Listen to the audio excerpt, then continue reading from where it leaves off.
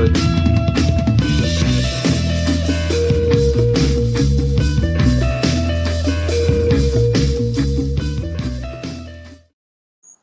Boy, did I mess that beginning up, eh? Oh, you're fine. Yeah. Don't be so hard on yourself. I didn't notice. This is a non-bloody fancy YouTube video for sure. Come on, man. I don't know. What is it? It's a very early morning or late morning for Mr. Binny. No, it's not in the video store gym, though. It's just outside my video store because I've been locked out. Yeah. Captain and I are still trying to get in. Still haven't gotten the proper permits. Yeah. We'll be opening soon, though. Yeah. We're on it. Infestation. So Gareth, I was surprised to see you. I didn't think you were joining. Well, I've had some coffee, so I'm all right. Okay. I was going to do it from my garden, but it's pitch black, so wouldn't show much taste. Right. I didn't want to promote it at all, just so that he didn't feel obligated to show up, because it is like midnight over there. I didn't show up. Yeah. I got some beers as well, so I got my. All right. This will be great. Local brewery, Pinker's Western Rocks. Perfect. 5 minutes from my house. Oh, we lost the captain. Oh, Captain. Tidal wave. What's happening, Joshua? I'll do some ASMR. Thanks for stopping by, brother. Captain is on a pirate ship, eh? You got to remember, Captain is on a pirate ship. So hello, Joshua. Oh, they're getting us. Captain's on a pirate ship. His Wi-Fi is iffy. They're trying to silence us. There'd be monsters there. Yeah. Yes. Lendog says, hey, what's up, Lendog? What's up, Lendog? Lendog's having a drink for sure. I know that. Oh, yeah. You guys hear me okay? Oh, yep. Yeah, I can hear you. What you sipping on, the Captain? Oh, just Coors Light. No, it's not rum. Not rum. No, I had some of that earlier. He needs a break from rum, man. That's why he doesn't drink rum. It's, I just rum for breakfast.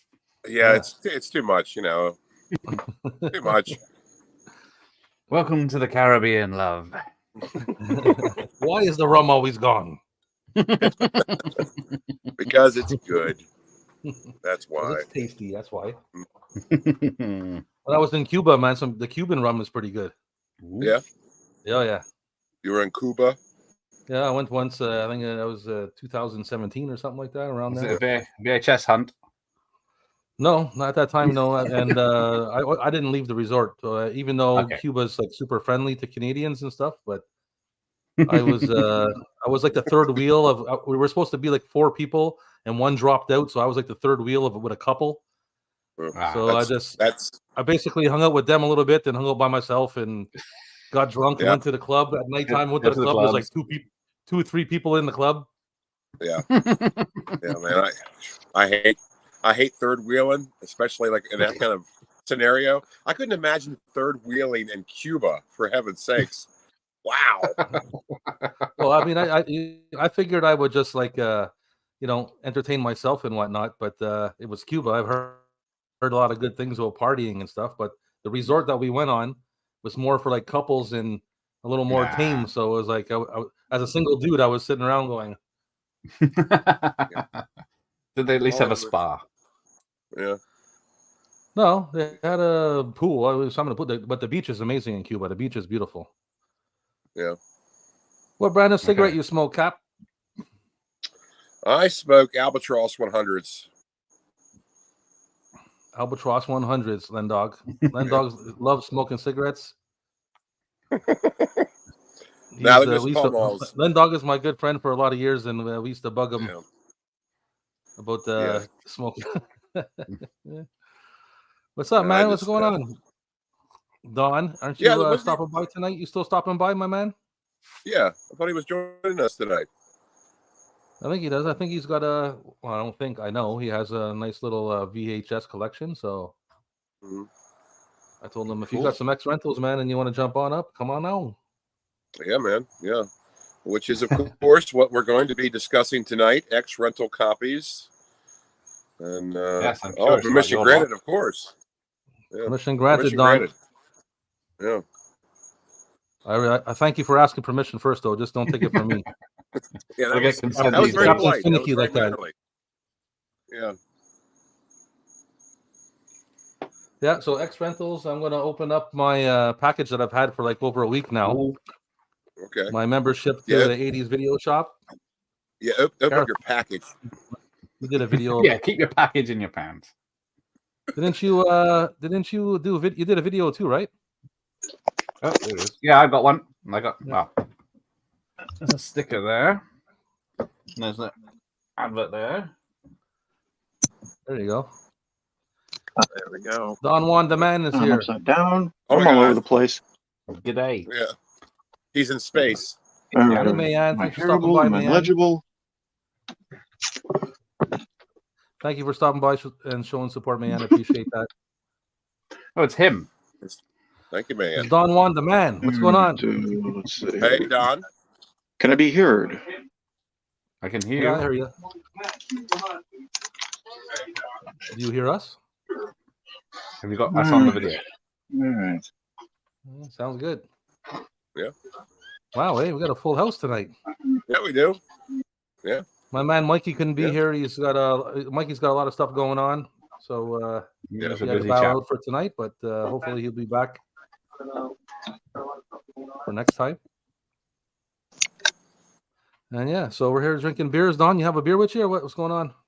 Yes, I do. Sorry, I was trying to get my audio situation settled so I wouldn't be making any ruckus. I got a Cider Boys Strawberry Magic. Oh, So it's nice. part beer, part strip club. So It's something for the ladies. Sounds great. Yeah. Good stuff there. Wow, this is gonna be a blast. Yeah. how you fellas doing today? Very well. Good.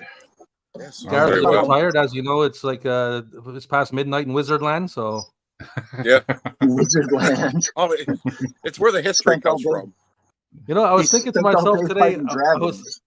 I was watching Gareth's video for Snow White today, and I was thinking to myself, like, when North Americans watch that video, they're looking at everything like it's like medieval wizard times or something like that.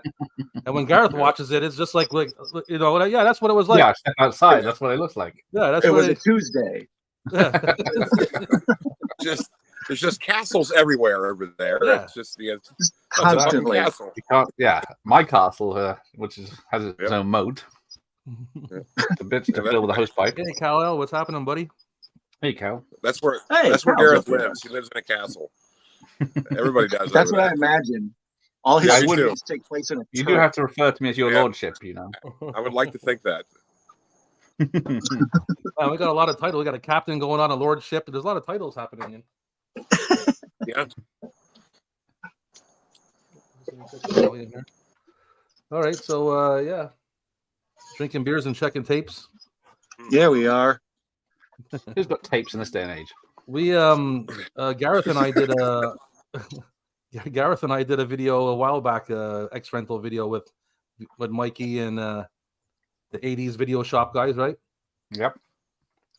And I got my membership to the 80s video shop. Redacted by the CIA, by the look of it. Yes. I'm gonna bust this thing guarantee open you- now. I guarantee you more than one dog has sniffed that. Oh yeah. Yeah. And that looks It's like a quite cube light. of heroin is what it looks like. Hey, that's what I'm saying. There's definitely a German Shepherd has been near that on more than one occasion. I tried to cut it open with my pinky nail, but it didn't work. No, it's very well wrapped. Especially when it headed all the way to Canada. It's well packed though. It sounds like there's Legos inside. Oh, it's already broken. That's always a good sign. Send it back. Yeah. I remember being a kid on Christmas. Oh, like a strip show. I've had it for like a week trying to think of like a video to show it off and do something with it, you know. I said, well, you know what? I'll show it on the live stream. It's a videotape. That's a shock. It's a videotape. I hope it's. Oh my poured. God! Oh, it's like Invasion of the Body Snatchers. Captain, are you okay? It doesn't have Captain. one. Yeah, I'm okay. It's me. It's me. Yeah. Membership It's me. pack. Man, Now, when you visit the shop, you get Yeah. was it 5% off? Yeah. Yeah, I think that's what it says here. Not the holiday that it'll take to get there, but Gift voucher. I'm feeling pretty left out right now. That's what I was gonna say. Bottom row sucks. Yeah, Sorry, did you not guys. get one for everyone there? We let you down. Sorry Yeah, about that. little I didn't do any special placing, by the way. Oh, nice video card. Yeah, I got a membership card. There you go. Membership card. Looks like top row got all the cool swag, and the guys on the bottom got all the handsome. It's a fair trade. Yeah, Hey, that's right. whoa, Well, whoa, that's fair. That's a fair comp. Mine's platinum card. Got a nice business card here. Oh, nice. 80s Video Shop Right. UK. Yeah. I wonder how many Canadian members they have. See, I'm glad to see you guys have made an alliance because I proclaimed you the only video store in all of YouTube, and I was afraid those dudes took offense. So I'm glad to see there was an alliance been formed, and I didn't cause trouble. You know. Yeah. Yeah, well, I mean, like, there's not many actual video stores, so Yet. and there's a whole ton of buttons in here. Oh, guitar pick. Nice that a guitar pick. A guitar pick. Oh, you got the guitar Wow. pick one. Nice. The rip off. Like Christmas And came there's, like- early. Yeah, it did. You didn't get a guitar pick, Gareth? Gareth? Love. Gareth, you didn't get a guitar pick? No. I'm Oh. Oh, They're biased. They like me better than you. dissension. I obviously yeah. Pro I tip: heart- use I heart VHS. pro tip: Well, that's cool. use the button as a guitar pick. That'll work. Hello, Cleveland. Modern problems require modern solutions. Be kind, rewind. Did you get the bonus package? Because I did not get I only got one badge. We're gonna. and no How guitar many? pick.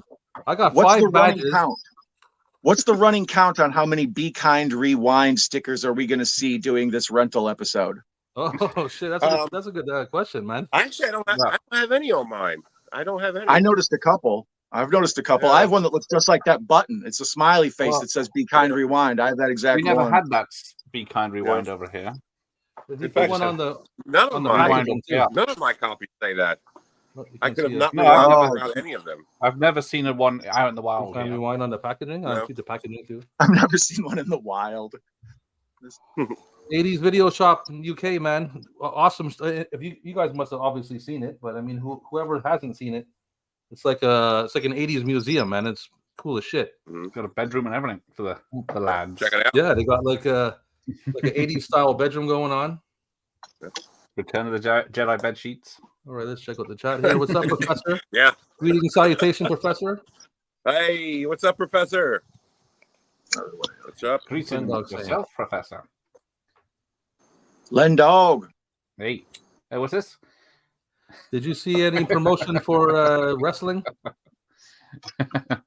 No. at Wembley Stadium? Maybe one day I'll fill that.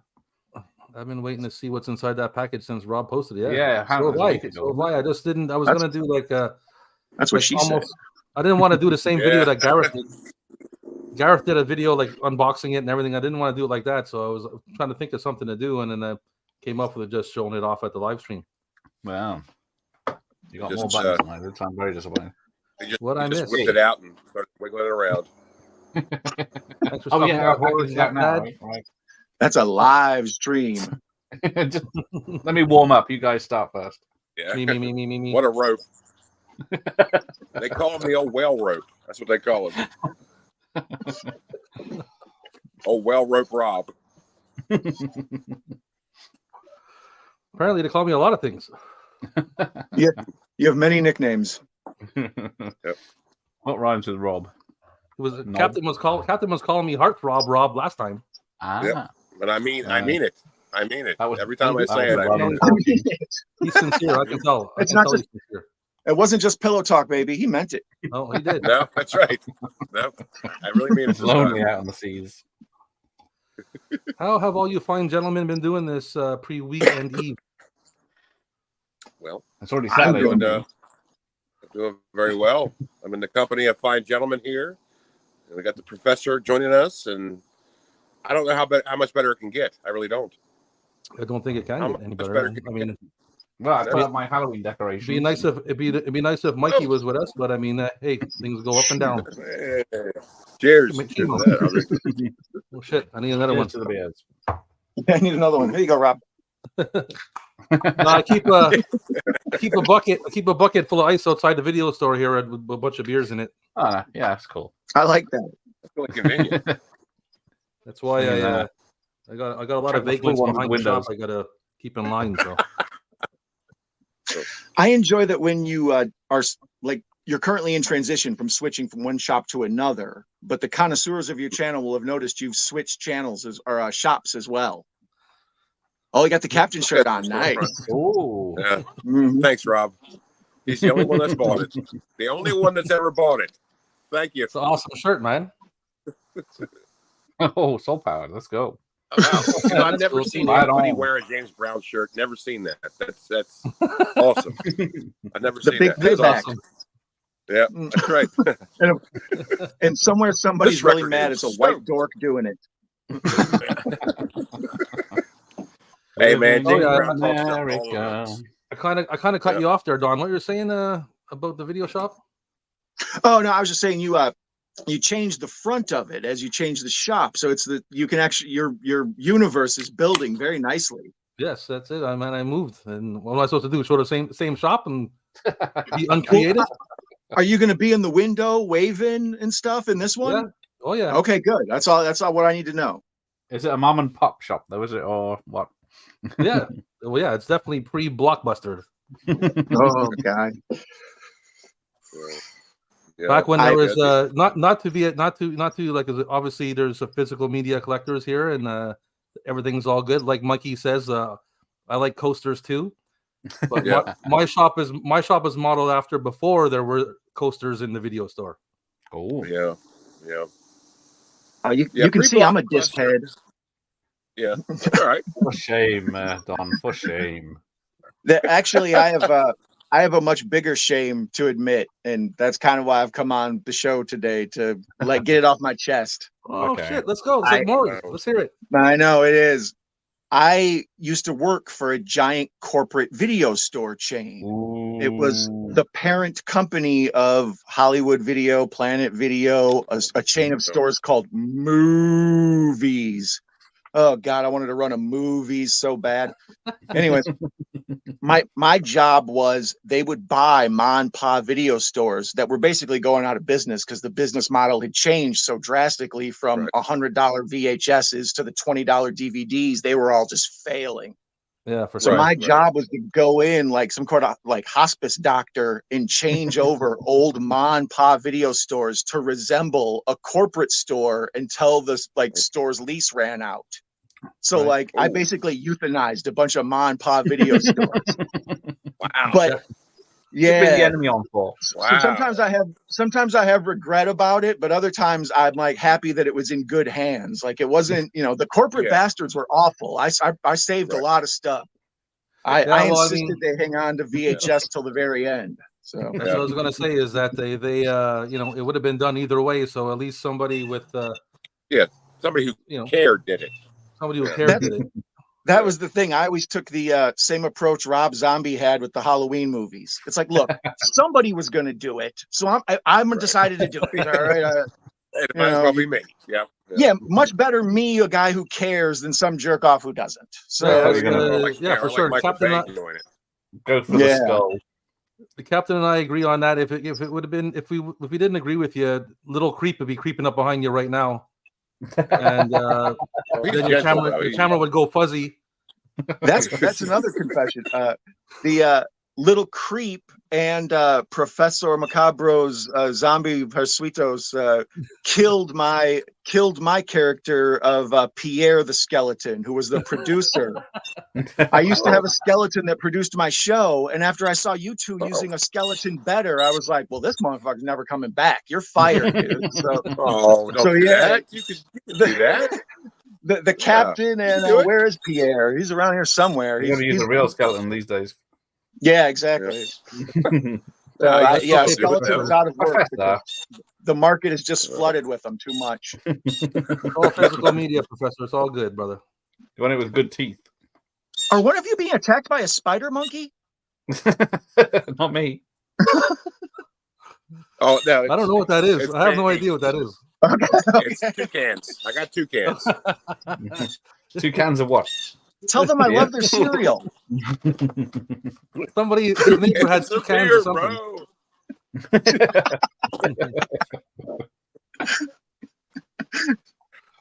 Oh, this is ridiculous. Oh shit, Don was a mom and pop hitman. Yeah. Mhm. Killed them off. But it was kind of an awesome job because I got to go into like all their books and learn all about like the business model of the early days. And like, you know, I would see receipts for old, you know, this thing right here probably cost $75 when it first came out. Oh, yeah. Yep. But, you know, so I would see receipts for all that. I would go through all their old businesses and see like when their peak years were, like 84 to like 88 was just the money maker like that. And then slowly when they started releasing home copies to stuff for cheaper in the late, like early 90s, kind of, that's when the business started going down. And then when DVD came out, just crushed Forget it. Yep. Yeah, that was the end of it. The thing about like the pre-blockbuster video stores, and Don, you have a very unique insight into that, because many people, dare I say most people, do not have that kind of insight, because unless you worked or had anything to do with one of those kind of stores, you don't know how that industry used to be, because there's no records of that. You know what I mean? Like nobody talks about that anymore. It's just gone. So you have a very unique take on it, and you should be very proud of that, because we didn't even know you did kill them with mercy. You did mercy killings, but you know, still you had a unique look. Yeah, exactly. Yep. It was the horse's leg was broken. I mean, they were dying anyway. I'm glad somebody who cared did it. You know, that's all I'm saying. That's actually cool that you. I had that argument a couple times. People would come in and they'd be like, "You corporate bastards are killing Ma and Pa America," you know, the old Walmart thing. And I'd have to explain to them, like, look, this place was dying. We're just here to like finish up the lease and buy their inventory. You know? Yeah, that's the dark side of it. But I mean, it's like, you'd rather have somebody who actually gives a shit doing it than somebody who just some faceless number just zeroing out your store. It's like, you know, what are you gonna do? Yeah, they had corporate manuals on what movies they were supposed to keep on the shelves and what they were supposed to sell. So that's where most of my VHS collection came from. Stuff that I knew to keep that they wanted to get rid of for $1 or something, you know? It's like, I'll give this lost dog a good home. Exactly. Yeah, that's what it is. Yep. It's good to have a connection like that, man. Yeah. Oh, yeah. Sure. What is a VHS you all have that has not been released beyond VHS? I'm trying to look up my. What does that mean? I did do a video. That's what. Got. I know what you mean. Okay, you mean like something that never have a DVD transfer. Oh, okay. Oh, there we go. There we go. Hold on, Don. Let me pop you up. I'll pop you up here. Hold on. Buckwheat.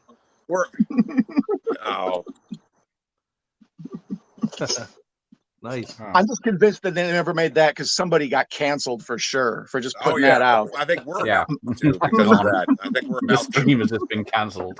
The stream probably got shut down. That's right. Oh yeah, we're done. We're done. Game over, man. So all of you watching, are we still on out there? Did we just get zeroed out or what? Yeah, put a comment in.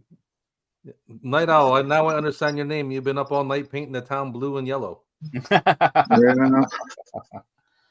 Oh, they're coming at you, Don. They're coming at you, man. The captain already has my back. It's all right. I can live with it. I do. Yeah, you got a pass. The captain gave him a pass, so. Right. But this is a drinking beer and VHS show, eh? So the proper kind of people are in the chat. You know what I'm saying? Yes. Take a shot when Rob says hey.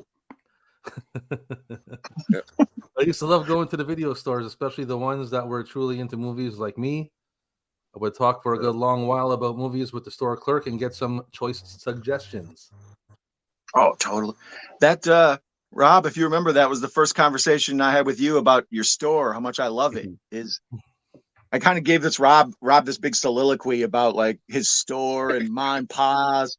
Like when you would go into a corporate store, they all looked like Target. They all smelled the same. They all were laid out the same. The carpet was always, you knew what you were getting, and that's by design.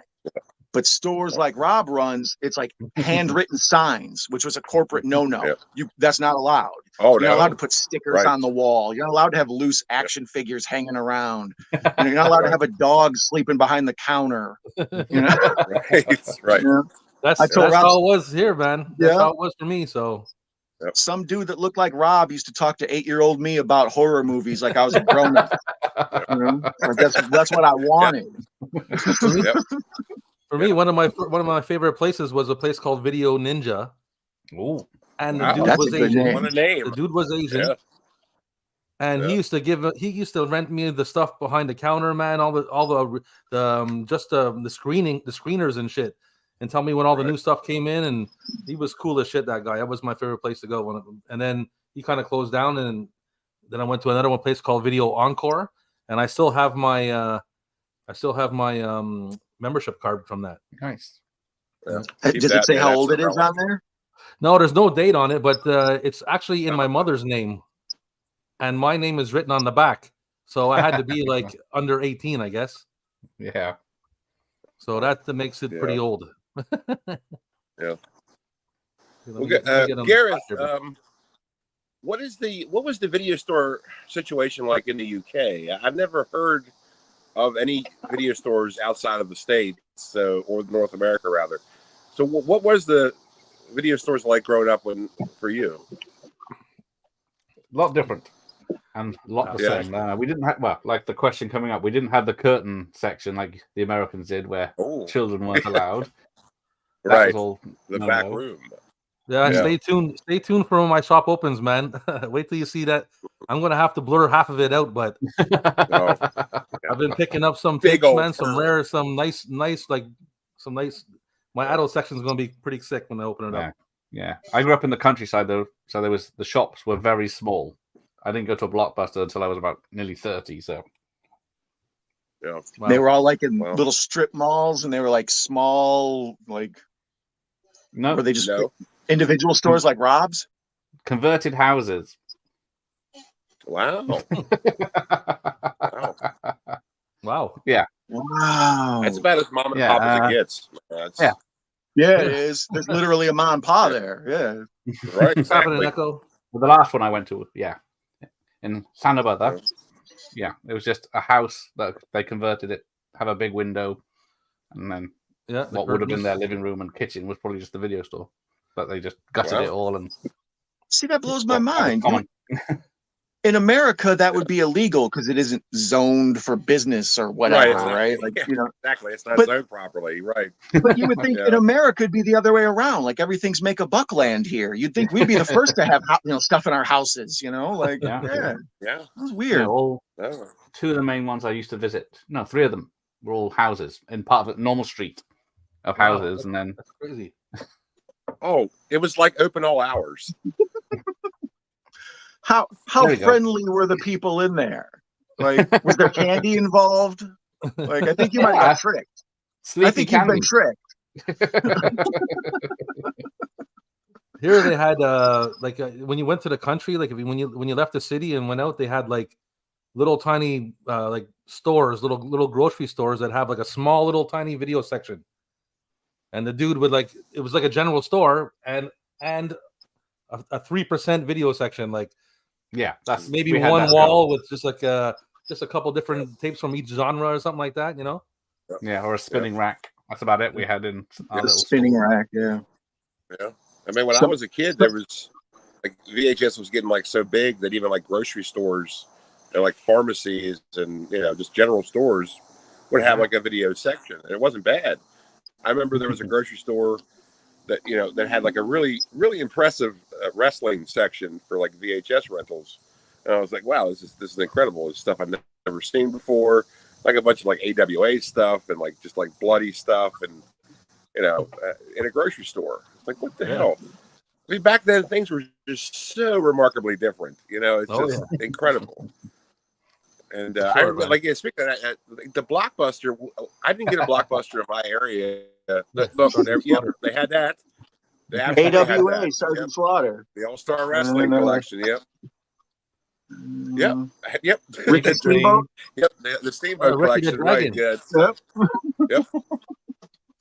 They had those. You know, they had the Road Warriors. It was tremendous. My cousin had the Road Warriors tape. Yep. Yeah. It's just what a time! What a time to be alive, and it was just great. We didn't get a Blockbuster in my area till I was probably like 15 or so, and I never went there. I don't particularly have a problem with them, but I never went there. I went there one time to get Doink the Clown's autograph because he was there signing autographs, and I went there to get Doink the Clown's autograph. Now I'm not sure. I don't think it was Matt Bourne. I think it was the second Doink the Clown. The other one, yeah. 95, and I think Matt Bourne stopped doing that in like 93 or so. I'm not really sure, but I did the chat will know. Right. The chat will know. Yes. I got Doink the Clown's autograph. So that's all I need to know. The clown is down. That's the only time I was there. Yeah, I got to catch up on the chat. I just wanted to say to the Horror Cat, yeah, they had curtains, and where I came from, anyways, they had curtains. They had like cowboy doors. Yeah, saloon doors. Yeah, saloon doors. And then they had like the one. My favorite was the beads.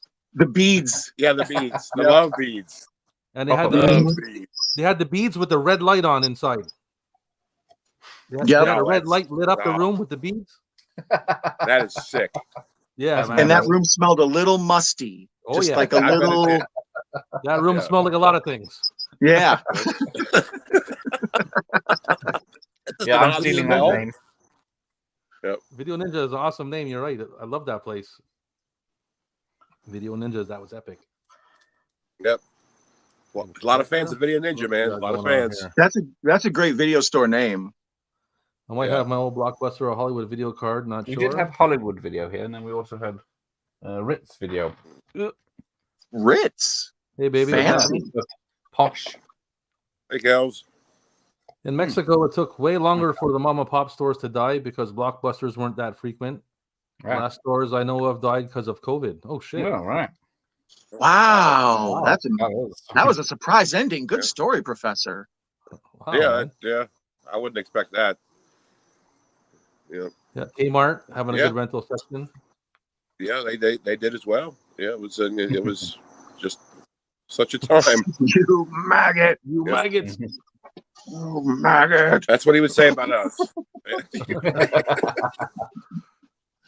Watch G.I. Joe, you maggots. Violent wrestling tapes because finding a store that had 1995 Deathmatch was going to be easy. It was not going to be easy. Yep. Well, that's the thing. Yeah, look at that. Oh my god!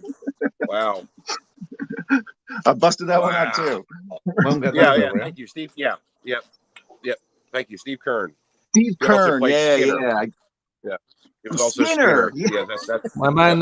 Watch out for my man Len Dog, man. He's a big wrestling fan, and he's got all right. He's going to be coming out soon with some shit. So pay attention. Len Dog, we ought to hang out more. Okay, I think we would get along. Word on the street is Lendard's about to drop that fire. Keep your ear to the ground, kids. Yep. That's right. The owner retired and someone bought it from him to keep it going. Huh? They still have a mom and pop video store. Nice. Wow, nice. What's it called, Echo? Yeah. What is the name? Millionaire doing it for kicks.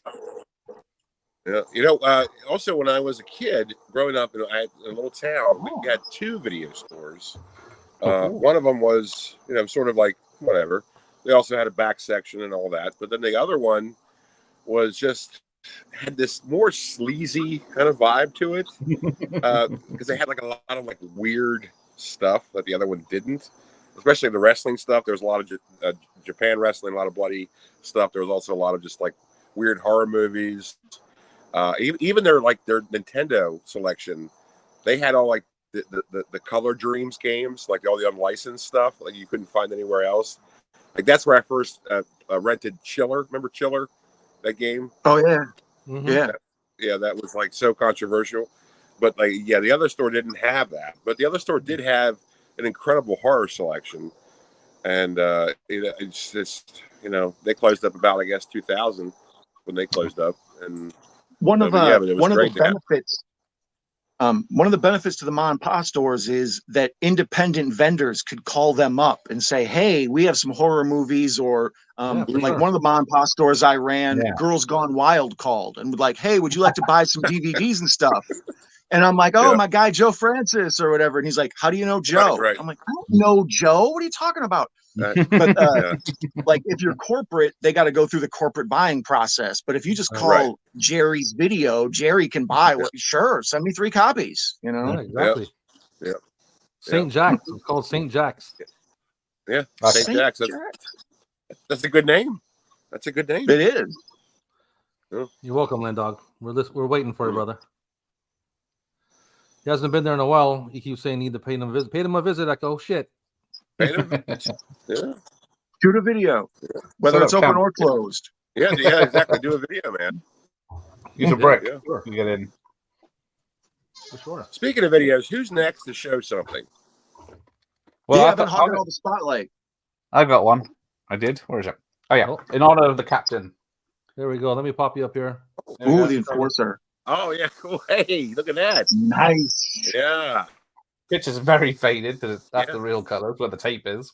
Right. That's well, is that one of the. Is that an 83, 84? So yeah, the pack 81. Bloody hell. 81. It says package 81. design. Wow. The film was 76. But yeah. The massive. Wow, that's great, man. Yeah. Nice. But yeah. I'm curious to see why the captain hasn't Warner seen Brothers. Dirty Harry. The early Warner Home Video stuff I just love so much, man, because they started off with like their own version of the book box, which is the very early stuff. Then they went to like the clamshells like that. They did that till about 86, and then they just did sleeves. But yeah, Warner Home Video, man, they were great, great purveyors of early VHS.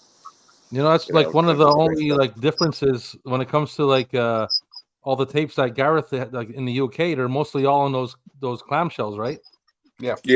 9.9. But I mean, even the Warner's a clamshell, but I mean, like it's a little bit different than the rest. Right. For us, that's one thing. That's one thing when people argue about like, like Gareth says all the time. The clamshells are built to last and they're better made and stuff like that. But at least over here we have different options. We had the slip cover. We got different kinds of clamshells. You got the cardboard with the cardboard big box that opens up. You have like boxes that light up with lights and faces on it and eyes that light up and shit.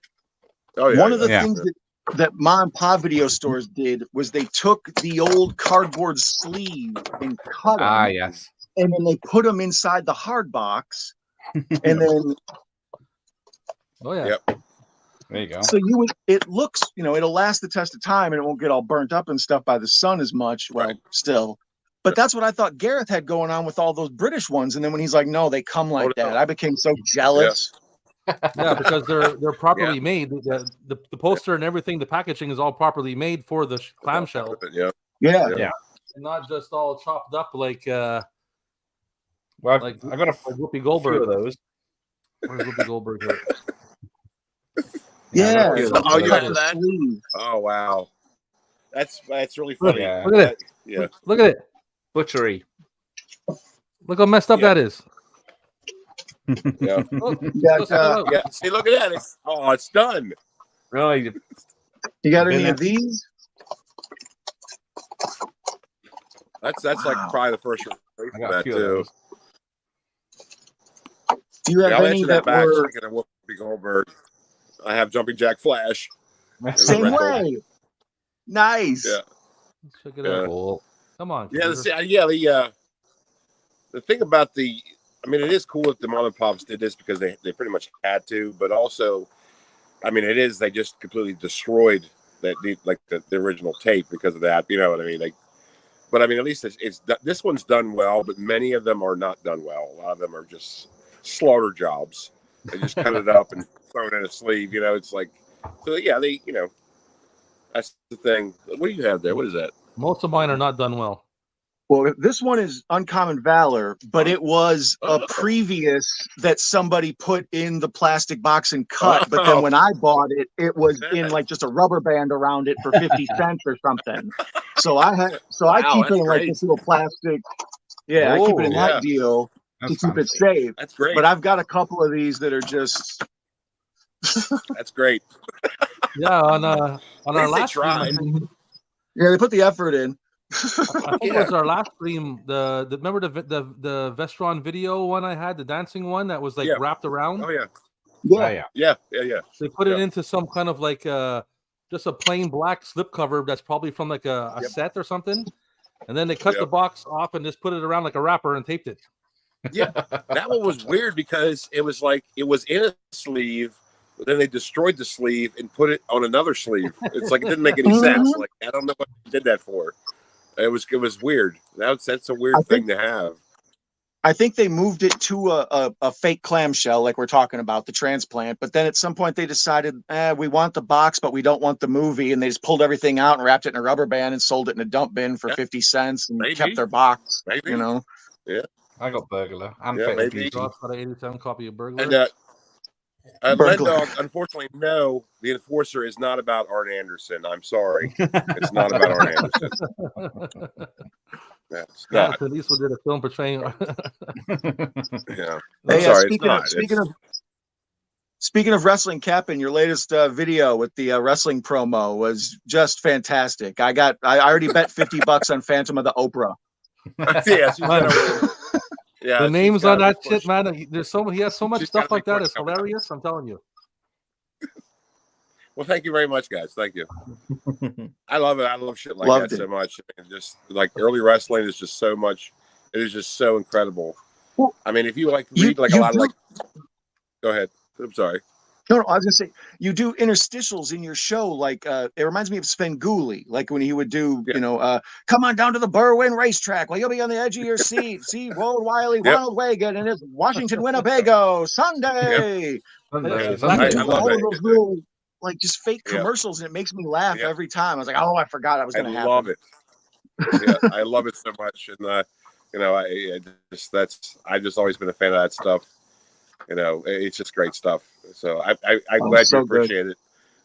I think I told you once. It reminds me of SCTV, man. It's just awesome shit. Yeah, you did. Yes, you did. That you know what? Mm-hmm. That comment really made me feel very good. By the way, I was like, that's an awesome compliment because I grew up watching SCTV and Saturday Night Live and stuff like that. It's like I love parody commercials so much because there's so much to parody. It's like such a wondrous world of comedy. And you don't have to do too much to parody commercials because they're already sort of ridiculous. You know what I mean? It's just tremendous stuff. Dylan and Triceratops. Yeah.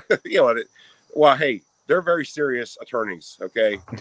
Don't. I was going to say before, my favorite wrestler is, what's his name? Big Dumb Ferguson. That's it. Yeah, Big Dumb Ferguson. He's the champ, dude. He's the champ. And you made all these like Photoshop wrestlers, but then one of them was like Otis or whatever. It was like a modern wrestler, like a real guy. Yeah.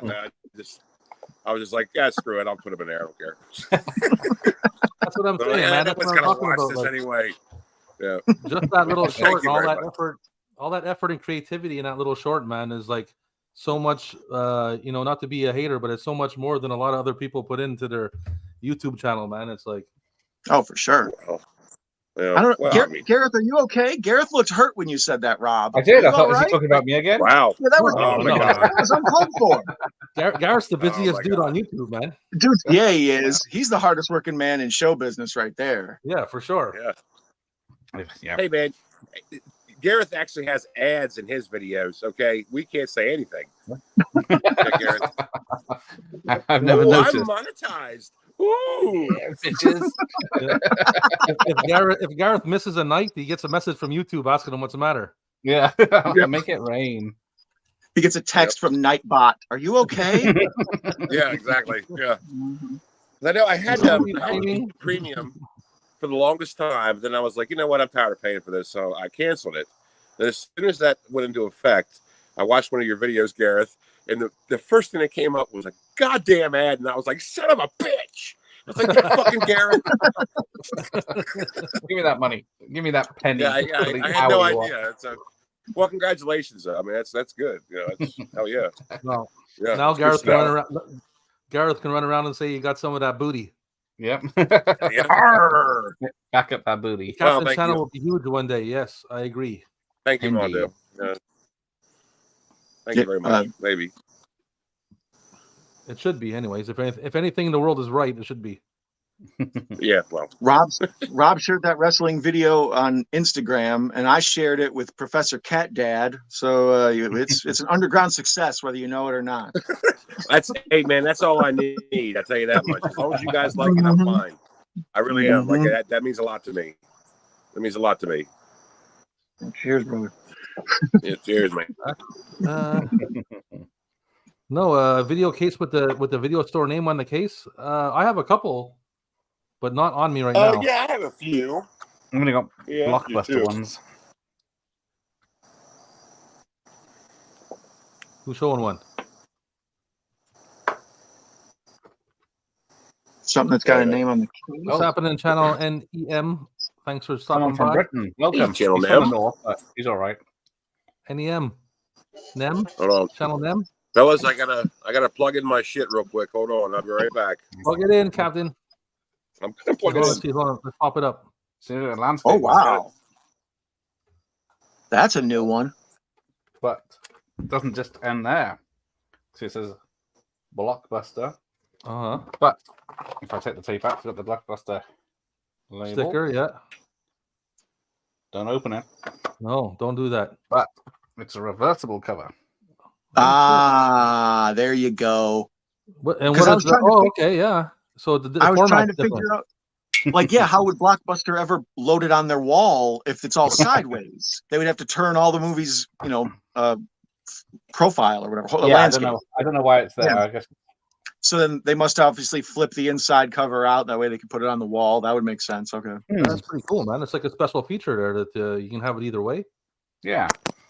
I like that. There's got a few of those. Yeah.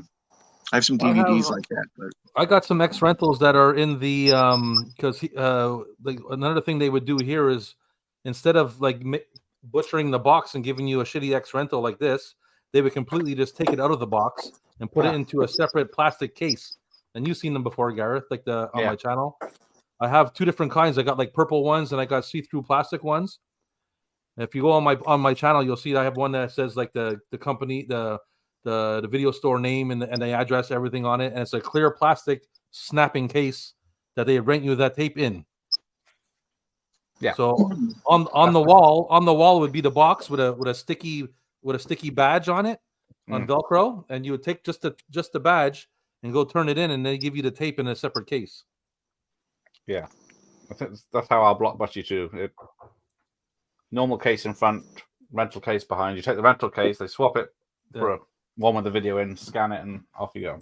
Yeah, exactly like that. Yeah. That was one of the transitions I got to see when I worked for the video stores. Is when they realized how much money they could save to bump up their earnings for a fiscal quarter or something by getting rid of all the old rental boxes, and they figured out they could buy lockable boxes from the stores. So some of the retail stores have boxes that you can slide a lock into, like ones that would be sold. Yeah, they would come that way. Oh shit. Yeah, like a little red stick lock that goes in the bottom. I'm sure I have a disc somewhere, but yeah. I do, but I didn't bring it down for the show. I got a couple of those where I have like an old leather-bound book. I have actually, I have a copy of Twilight Zone that looks like a book, like an old book, and everything has a cover that opens up. Then it has a few pages, and then the tape's inside. Oh, that's a nice one. Yeah, we had them for home videos. I have these two as an example, and one's kind of like a book. It's the traditional MGM big gray box or whatever, right? Ooh. But then, as this was the snappy case for the hard box.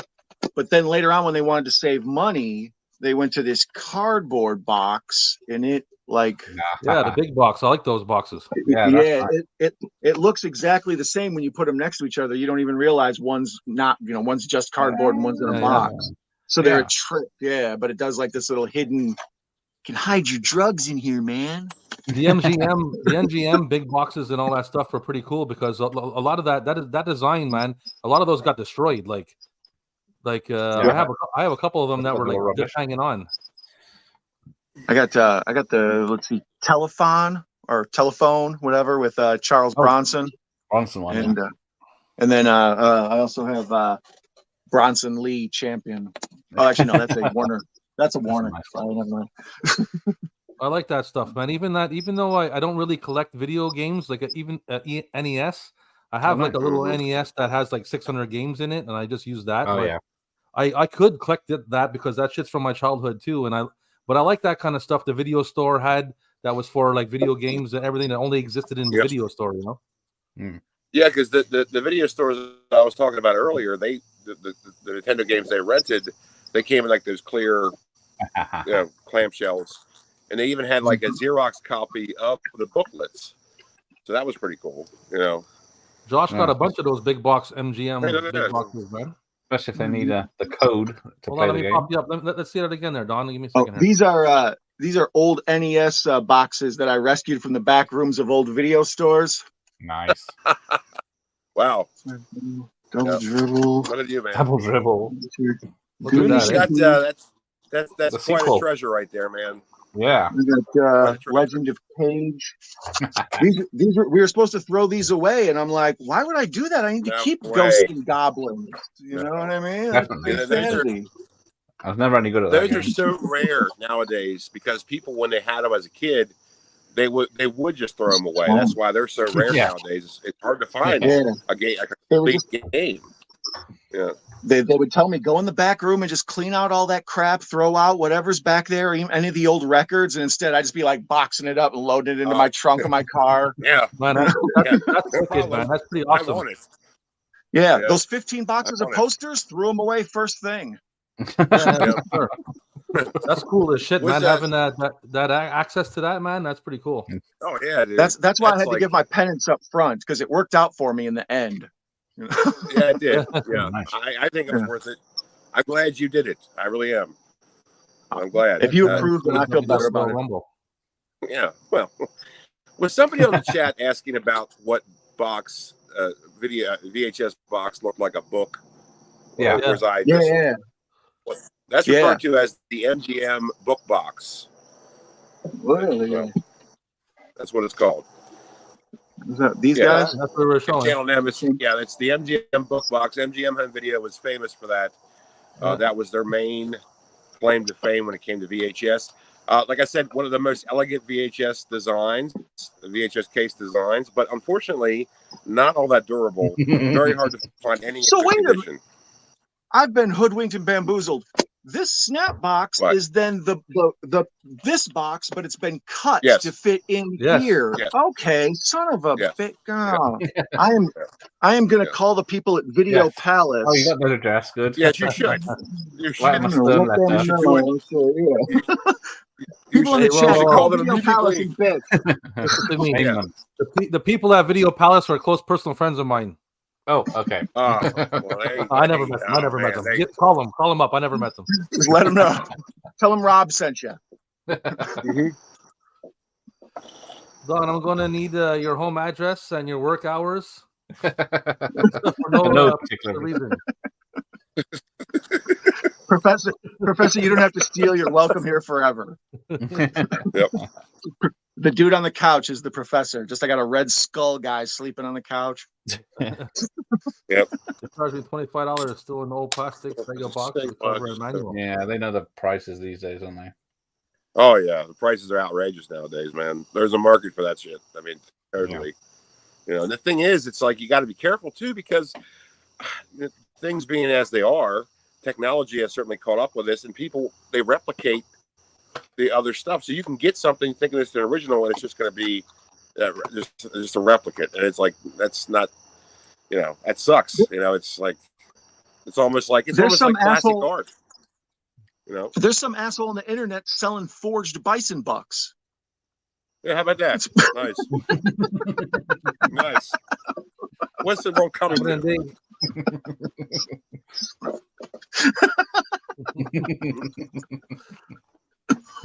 I'm only selling one side. I give the other side away for free.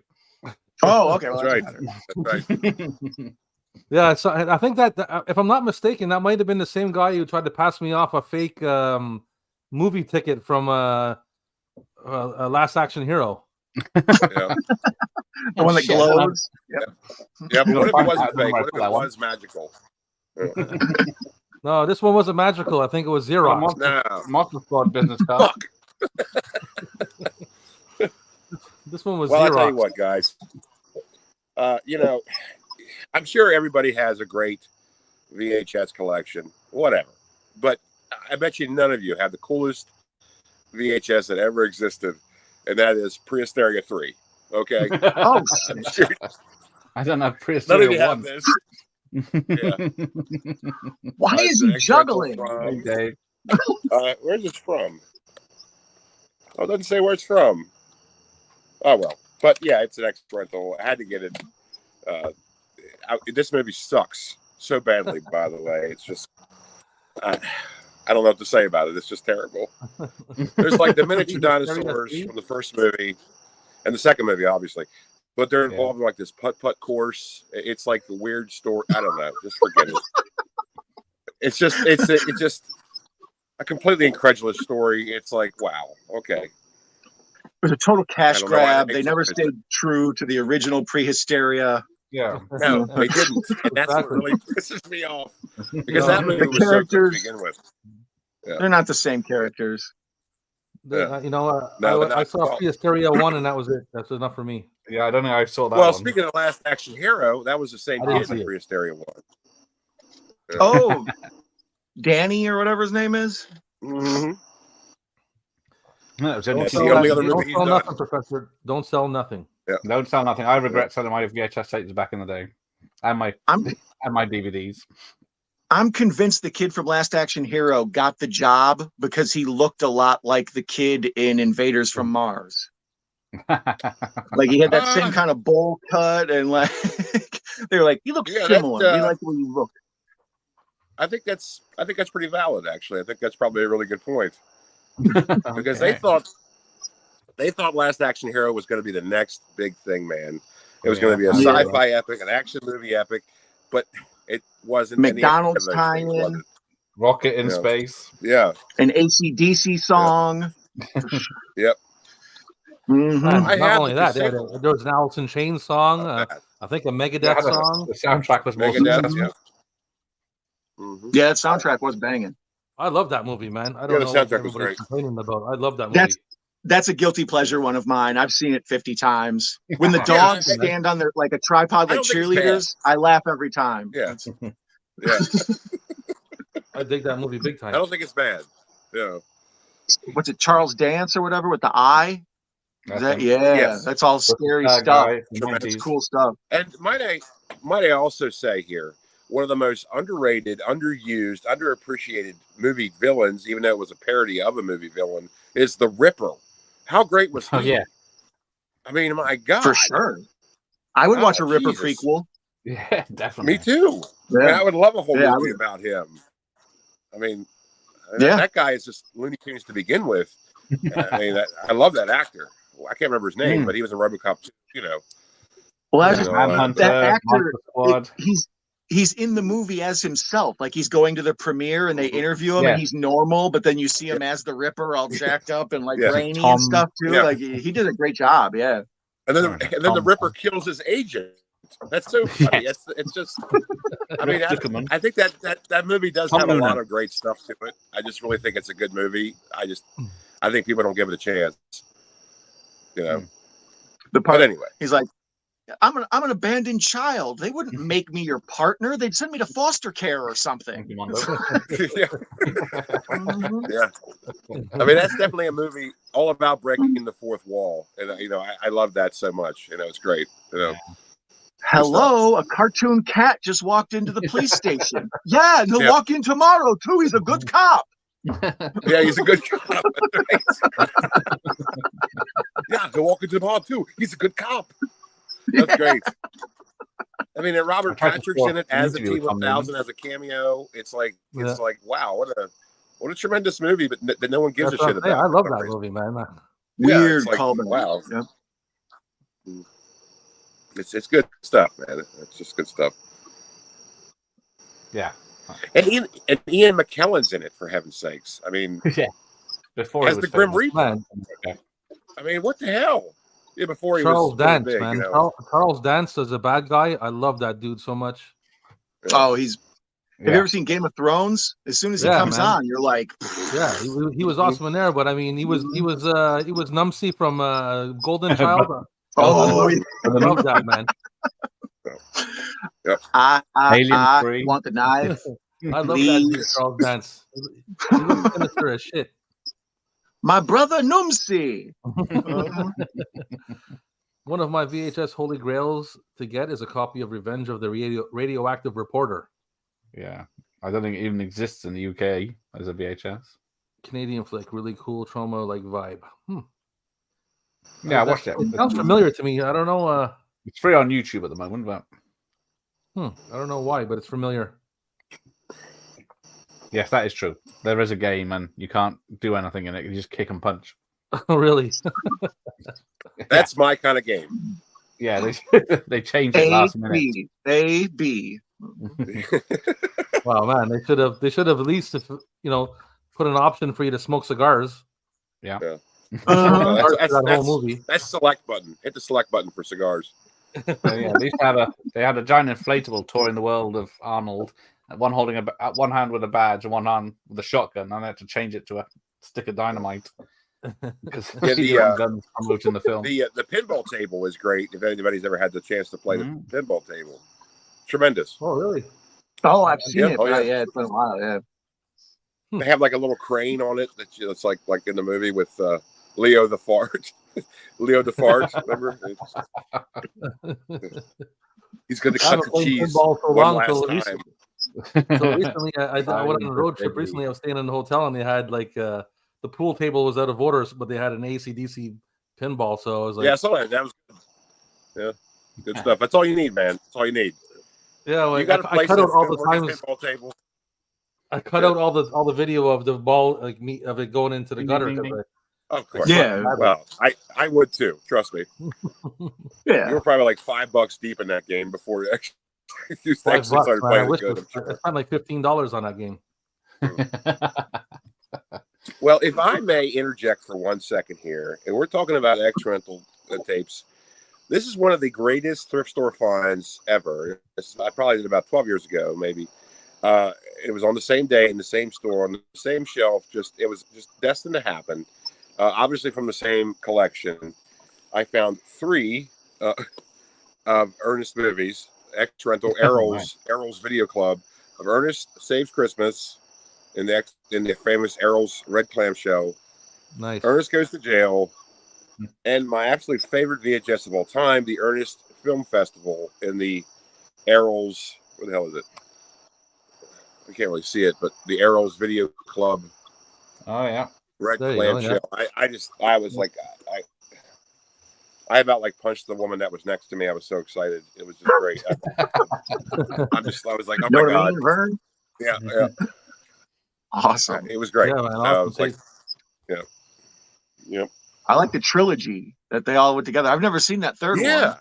We never had the third one over here. It was like, it was the Ernest Film Festival collection of the commercials. That was like the first thing that, pretty much was on, I think it was one of the first things Ernest ever did on VHS, but it's like really rare. And I just like found it.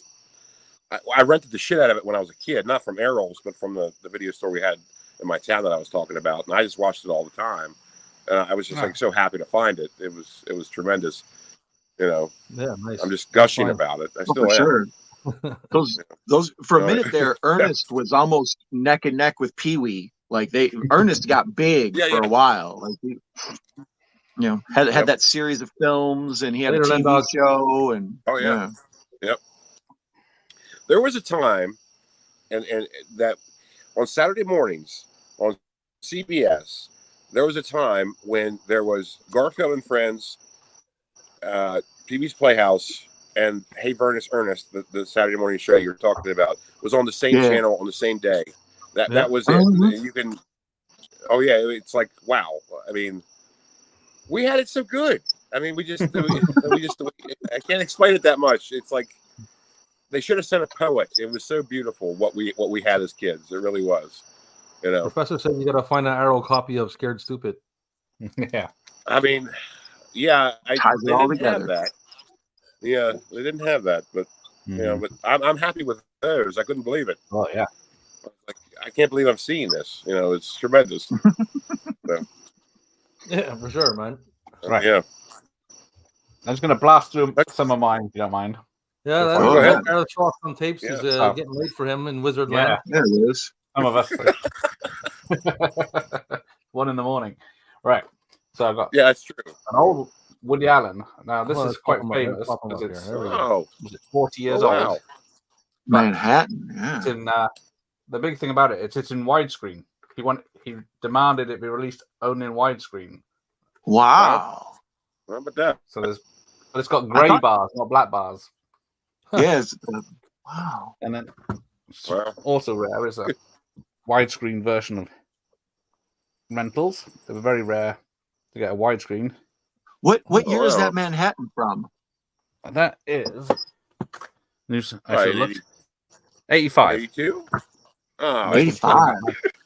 That's Way that's off. really early for a widescreen. Yeah, he demanded it be Yeah, it released really in is. widescreen. They couldn't do anything about it. I think the first widescreen I ever saw was Interspace. That was like late 80s. Yeah. Wow, how about Stay that? tuned. Nice. But it's one of those. Nothing on the tape either. Oh, Yeah. If you want to rent it, here's the details. Ah, Okay. Nice. Selling point. You want to rent this tape? hilarious family entertainment. The sticker. All right. I got a Disney, which is X-Rental Disney, which is rare. man. Big box. That is true, actually. I've never seen any X-Rental Disney stuff. Yeah, Never seen it. Exactly the same type as the retail, but a bigger box. Yeah. And then some of my favorites. So we got this recently. Oh, look at that. Hey, there you go. There you go, buddy. Wow, that's a really good shape, too. Yeah, it's very good condition. But What year is that, old Gareth? now. 86. Wow. So we have the That's the first one, man. First yeah, UK release. Maxwell tape. And then, as we were talking about Arnie, There you go. Only the best movie of all 285 time, by the way. yeah. Best movie of all time. Well, so yeah, someone bought it for the old label, £18, but 3615, and then I'm guessing, yeah, so they can match them up 3615. It's not showing up. Yeah, there you we go. go. And yeah, not a rare one. Ooh, Oh, there you Nice go. one. that gold box that's is nice. fire. Yeah, that's a nice effort. case. Nice Looks case. very Yeah, nice. that gold box that sets it off. Oh yeah, Wow. man, I am in love with that, dude. It's got gold Nice. wheels. Yellow. Oh! Look at that. Even this. Yeah, Oh. that's awesome. Look at that. That sold it Wow. right there. Those spindles, those spools, the yellow. Yeah. Wow, Yeah, that one looks of my like the back favorites. logo. That's And then That is style. finally, how I first saw it. RoboCop. Nice. I'd buy that for $1. Mhm. I think I got it for. Yeah, I think it's got a trailer for the Terminator on it. Wow. There we go. That's a lot. Yeah, it's got the 18. Got the rating there. There we go. 'Cause what? Yeah, is it the same poster? No, mine's an ugly white Warner Brother or the Warner Brother box, and it's a X rental. You can see. Well, it's a pay-per-viewed, but it's one of those I was telling you where like the plastic is getting old and it's crumbling like yeah. the Roman Colosseum, like before my eyes. There's nothing I What can year? do What about year it. is that? What year is that, Don? It's a good question. They never I have. expected them I to have. last. I have early '90s in a clamshell, still sealed, and I'm going to nice. I'm going to the horror convention in October. I'm going to get Corey Feldman to sign it. Hey, all right, there you go. Yeah. Especially if not open. This one's an 85, Oh, that's And, mine's early '90.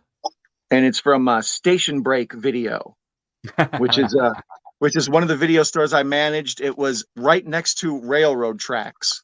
Like, Right. so it was Station Break Mhm. Video. It wasn't Okay. TV Station Break. It was like train station Railroad break. station. So Yeah, it's not a clever name. Yeah. Double clever. Yeah. Yeah. You ran it into the ground, that company. The ET tape had the same thing, but green spindles inside. That's right. That's true. Yeah. Oh, that's nice. I never even checked. My ET has green inside too. Yeah. Oh, that's rare. ET took like 8 years to get released in the UK on VHS. Gareth, Professor's going to need your address and home hours. Obviously, going to send me something nice. All right, I'll send in my details. just leave the front door open. Yeah, just yeah. It's Britain. We don't lock our doors. Rob, speaking of Corey Feldman, I have another great X-Rental copy of License to Drive. I love that movie, man. Oh yeah, man, I love this movie so much. One of the most underrated '80s films, I think. It's just a great movie. I agree. It's got both the Coreys in it. You know, it's. I think it's Heather Graham's first movie, or at least one of her first. I'm not sure. I think it's early on, yeah. But it's just what a lovely movie. And this VHS goes for a lot of money on eBay nowadays. I'm not really sure why, but it does. This is the cheapest one I can find was an X-Rental copy, and honestly, wasn't that cheap, but I had to have it. Right. You know, like an early CBS Fox VHS release. I don't have that movie. I haven't pulled the trigger and bought it yet, but it's one I want that I don't have. Yeah, it's just too damn expensive, but it's like, of course, it's a butchered X-Rental copy, but plays just fine. I love having it. Cool though. It's still cool that it's X-Rental. It gives it that twist on it, you know. Look at that, $3.79 a week. A week. Yeah. Yeah. Where's it from? Oh, it's from Super Video. Oh. Super Video. What the hell is it? Super Video. Oh, it's like dark blue. You can't even see it. Yeah, Super Video. And Albany, New York. Albany, New York. How about that? Right. Yeah. That's another thing about X-Rentals is like you find them in thrift stores. Oh, sorry, I lost my light. You find them in thrift stores, and like the places these video stores are from, it's like, you know, the history there. You know, this one's from New York. I have some from Arizona. You know, it's just like, wow, like how many people have handled this tape, which I know, you know, can get kind of gross if you think about it. Just use hand sanitizer, you'll be fine. But still, like a lot of character in X-Rental. Oh, yeah, for sure. Yeah, I have tapes. I got tapes from the other side of the country, man. I got tapes from BC, from British Columbia. It's like the whole other side of the country. When Ring, and then those VHS movies came out, that was my first thought. It's like, well, what a brilliant concept, because what could be more haunted than something that, you know, people have handled 50 times and been in a bunch of different homes. Who knows what's on this tape that you find? You know, that's a good premise for creepiness. And not only that, about haunted VHS. That's right. I'm a big fan. A theory about the magnetic tape and everything. Yep. Yeah, I know. White noise. Michael Keaton, White Noise. Yeah. I mean, it's just like that stuff is just, to me, it's really spooky. Yeah, Ringu. I can't watch it. That movie just freaked me out so much. I watched it once and I've been like terrified ever since. It's tremendous. Did you ever notice how many hotels are supposed to be haunted? White Noise. There you go. He knows. There you go. Because so many people go in and out of there. The likelihood that somebody maybe died or that somebody did something awful to somebody in there, it's very believable. That's why rental copies or library books or something, like stuff that folks. Oh, I never thought about library books. I'll pop this on. Oh man, there's fucking library books. I never thought about that. It's one of the newer ones. Oh, it's upside down. There you go. Oh, that's that must have been version. Terrifying. Look. No, it's got the little red dot in the corner. Or it's got. Wow. Oh yeah, the American version of The Ring. Yeah. That's got to be what, like 2004 or like right at the end, right? Have you watched that tape, Gareth? Sorry? I think 03, I think it was. Have you physically watched that tape? Yeah, I think. Not yet. No. Watch Party Rob in October for you. They quit mass producing VHS around like 2006. 2006. That was the last. Yeah, so that's one of the last big releases, I bet, is that Ring one. I think a Yeti may have jumped to Captain. We don't know yet. Oh, the newer type of reel. For information. Hold that reel up again, Gareth. That was crazy looking. Let's see that. Yeah, they're bigger. You can't see the tape inside. It's not the little white spindly where you can see the tape moving around. Yeah, bit of effort now. Huh. That's cool. I think it's same size box. All right, let's what we got here. Let's see here. What the professor says: flea markets, yard sales, pawn shops were gold mines for finding stuff. At least until people started. We get nothing like that in the UK. Buying stuff. That's right, man. That's right. sorry, that was me. I think he answered this. That's the ring. The ring is the one with the phone call, right? Yeah. He shouldn't have answered the call. It's not my fault. I don't think he might have answered something. I don't know. Oh, sorry, Captain. I'm coming. The captain, he's back. I'm coming. There we go. It wasn't me. Man, we can't talk about the ring on this show anymore. Oh no. Oh, no, we can't. Man, what year is this? we got a problem with the audio, Cap. Oh. He's the ghost of the machine. Oh, I was gone like 3 years. We've got a problem with the audio. Can you hear me okay? No, you're scratching. You got some kind of scratch going on. You want to jump out and come back in? I'll leave. Let me come back. Yeah. Something in the well behind you. Exactly. Let me see. I'm going to book. I'm going to get to bed. All right, Gareth, man. Thanks for stopping by, buddy. I appreciate it. All right. I had a good time. Always a pleasure.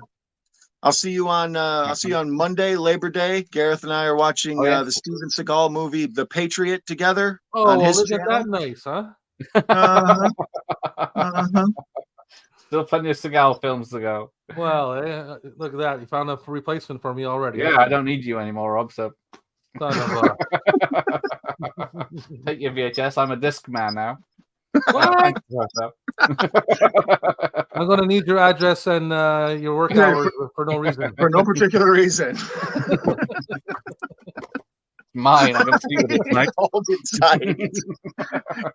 All right. Take care, everyone. All right, Gareth. Take it easy. Good night, Gareth. Bye. Oh, take care, Professor. All right, Rob. It's just us, man. Show me a tape. Show me something good that nobody else deserves. Just me. Let me see a good one. Let me see here. I got this. I'll show you these two here. Give me a second. Because, oh shit, I'll show you actually 3 of them. Because they're all number, and I don't think they must be from the same place, but they're all number 54. Wow. Shocker, Tremors, Falling Down. But yeah, that font and that sticker placement makes it look like they're all from the same shop. But why the hell would they all be 54? Yeah, well, that's what I'm saying. They seem to be from the same place, but they're all number 54. What in the fuck? Speak. You there? We can hear him. He's squinting. Can you hear me? Oh, yeah. Am I good? You're a bit scratchy on the audio. That sucks. Still? Yeah, a bit fuzzy. It feels like you're aboard the Event Horizon. Save yourself from hell. Domine, Foguto, Scarsme.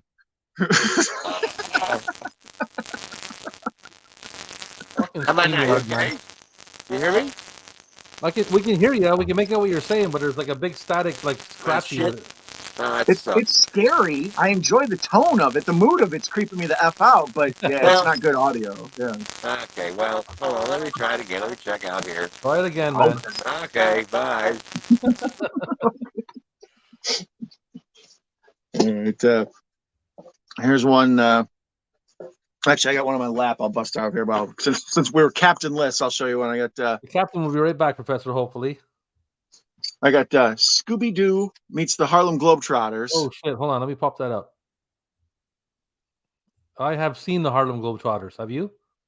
Yes, actually, my cousin was drafted by the Harlem Globetrotters. Oh, really? Nice. Yeah, I come from a line of basketball players. He plays in the NBA now. But yeah, that makes sense. You look tall as shit.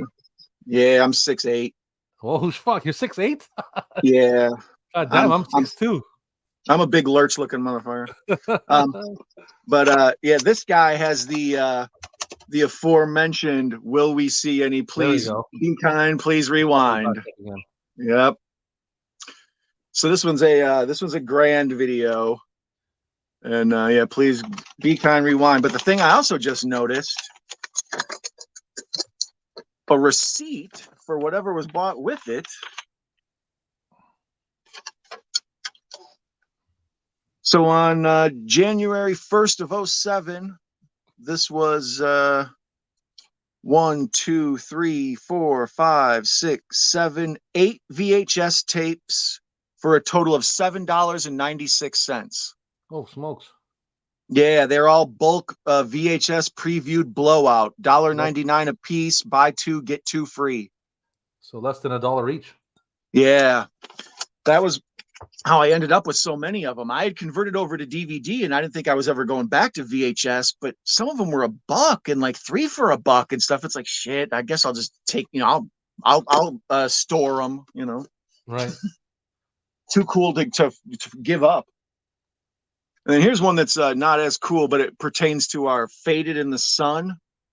This is Battle Beyond the Stars. Oh, yeah. Hey, look how faded it is. Yeah, you can see the color. That's what color it's supposed to be, but it's been sitting out in the sun.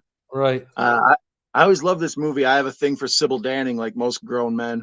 And the whole boob vagina spaceship they fly around in there, that sure, giant uterus with the boobs on the front. Yeah, that's... Yeah. Oh, the captain's back. Can we hear him? Sounds good so far. Test. Testes. Perfect. Testes 1, 2, 3. NASA, we have landed. I have one. I have one that's super faded, and like I don't know if I. Cheers. Let me get that. If I have it here with me. Oh, that's right. The reason I brought up the Scooby-Doo one, I kind of passed up. Rob, there's a ghost pirate in this episode of Scooby-Doo. Oh yeah. Yeah, that's part of the reason I grabbed it. There we go. Oh, there it is. Yeah. There you go. Arr, yeah. Oh, is that the Harlem Globetrotters? Yeah, Scooby-Doo meets the Harlem Globetrotters, and it's an ex-VHS rental. That's I had classic. Since it had the captain or had the pirate on it, I had to include that one. I appreciate that. Thank you. I have I think it's a copy. I don't have it with me, but I have a copy of I think it's Twins, and it is so bleached out from the sun. It must have been like right in the window. It's like you can hardly even make out the image. It's so bleached out. Well, I was thinking about that. I'm not sure anybody else in history knew that if you leave printed cardboard out in the sun for like 2 decades, it will eventually bleach out. Because what would sit there for 10 years? Stuff in a store got sold or got rid of. Nothing would just sit there. Going to send a rescue team for you, Cap. Thank you, Professor. Thank you, Professor. I'm okay now. The blue static. Yeah. Oh no, they're back for the captain. Yeah, Sybil Danning's I Love Halloween 2. Oh, the ending where they just show the remix of her boobs over and over to like a techno song. I'm okay with that. Yeah. and how about that for a subtext for a sequel? Your sister is a werewolf. Like it's just, that's tremendous. I mean, wow. Allie, your sister is a werewolf. Your audio problem is back again, Cap. Oh, great. Yeah, you're crackling. Are you using the same mic? Yeah, same mic, everything. Hold on. What the hell, man? I don't know what's going on here. You were perfect when you came in. Maybe plug and unplug a cable or jiggle something. Yeah, we did it. StreamYard, man. StreamYard is so finicky like that, man. It is. Let me. I'll see you guys in a minute. Come back. All right.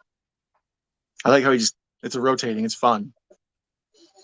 I don't have it with me, but wait, here's another one of these where they took the VHS sleeve and then they cut it, but they just taped it back together. So it's the regular old cardboard sleeve like you would have, but then they put it inside the plastic box. Yeah, and then look at how it looks like a NASCAR. Like that's ridiculous. All the crap that's on it. Yeah, put the shit on it. What do we got here? Man. I love that. I love Last Starfighter. This is from Video Palace #2, and then B kind rewind with 2 E's and 2 B's. Yeah, be kind, rewind.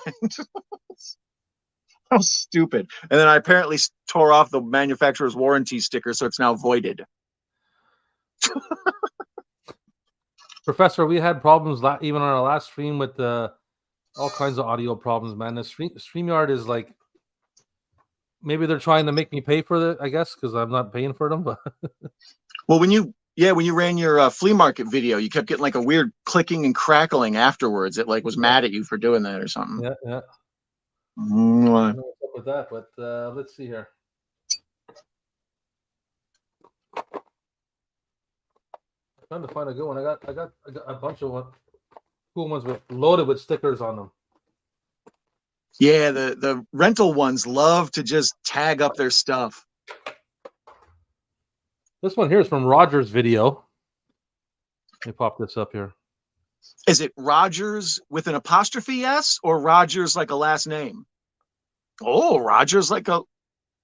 Oh, it is a last name. So like Bob Rogers or something. Okay. Yeah. Tales from the Dark Side. Nice.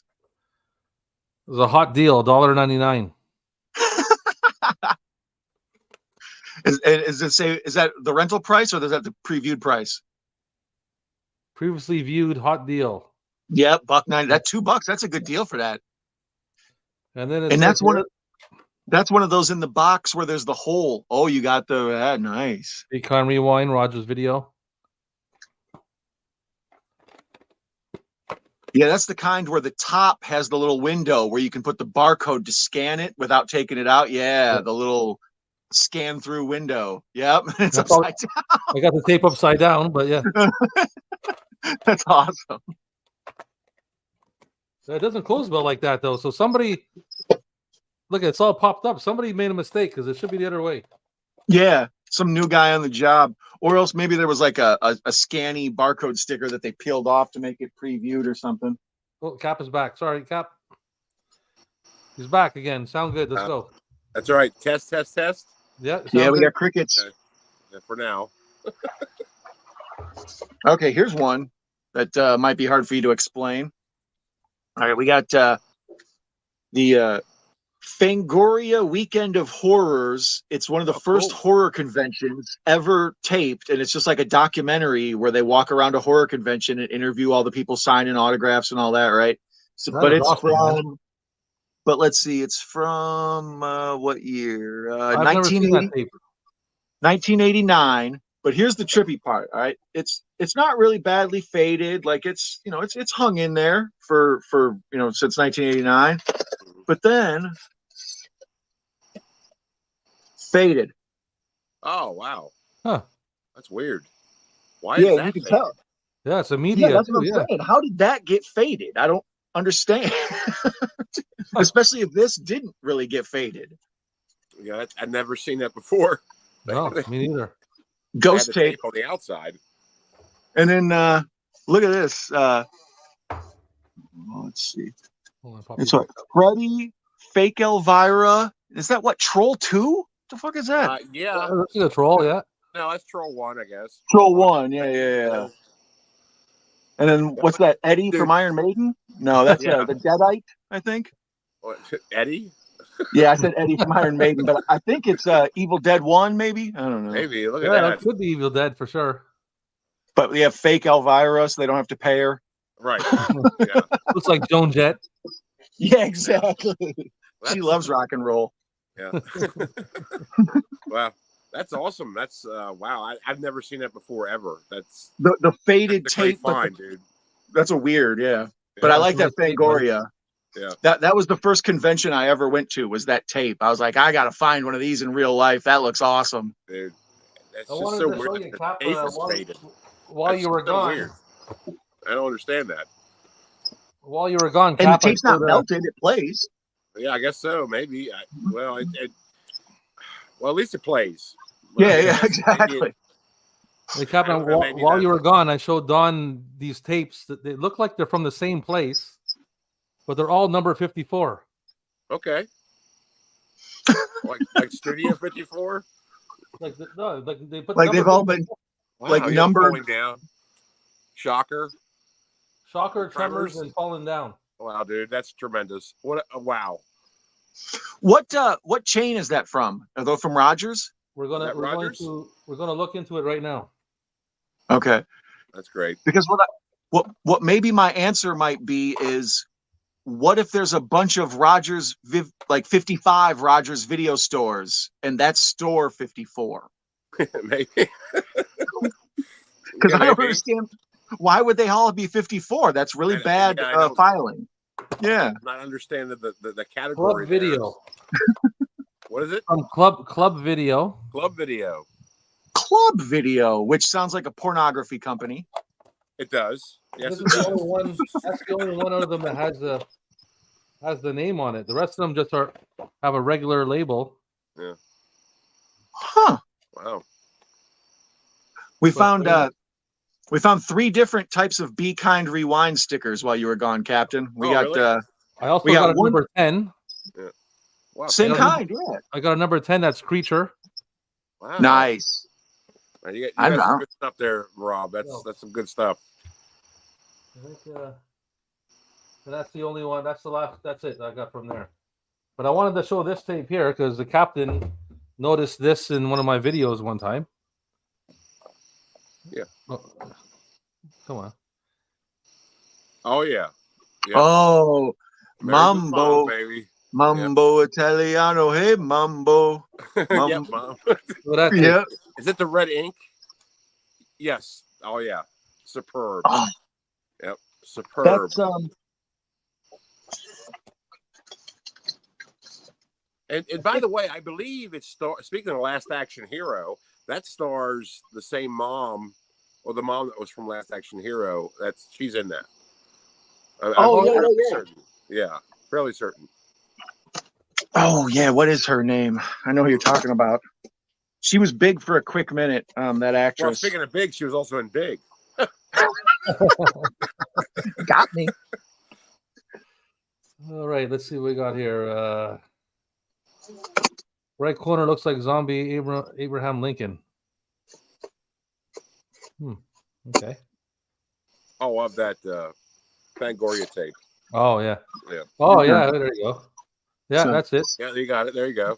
Oh, Silence of the Lambs. They did that for that one too. Yeah. Orion was pretty good with that kind of like unique video design. Yeah, kind of funky. I like that. Yeah. Don't you mean Orion? Yeah, Orion. Right, Rob. Orion. Yeah. Bottom corner. There we go. Yeah. Nice. Yeah, the thing though, this tape, as much as I like it, I've almost thrown it against the wall 2 or 3 times. Why? This was originally the VHS, like we talked about, they were all $90 or, they were all rental copies. Right. So then in the early 90s, after that Batman 1999, direct to market release that made everybody rich, then we started to get more home videos for sale. And like you would see at Halloween time, just random Halloween movies for $6.99 or Christmas time, So this was a like $6.99 checkout impulse buy, like around Halloween time. And I'm like, oh, Silence of the Lambs for $7. Oh, are you kidding me? I'll take it. It's recorded in EP. Oh, there you go. Oh, really? Those sons of bitch. Yeah. So the quality is crap. The sound is crap. The funny Extended thing is, play for real. We never think of the phrase "you get what you pay for," like when we see the price tag. We're like, "Oh, I'll take it," but it's like, "Yeah, you get what you pay for."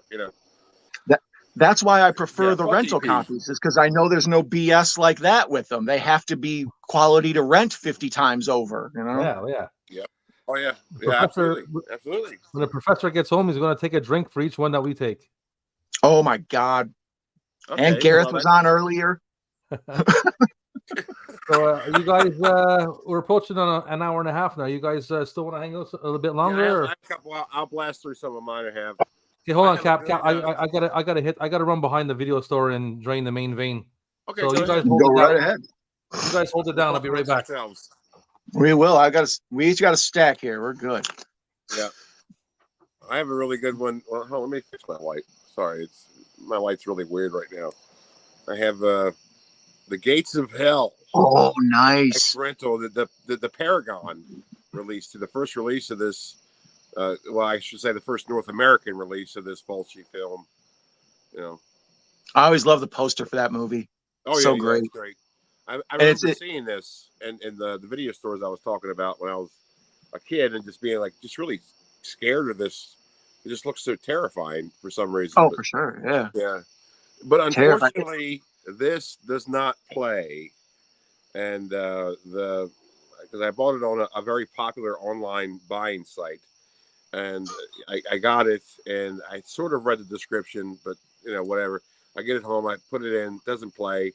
I get mad. I'm like, ooh, and I look at the description. It says heavyware has some playback issues. I'm like, oh well, they said it. I just didn't read it, so I can't really say anything. I didn't pay much for it. I just had to have it, so it's a good one to have. It doesn't have where it's from.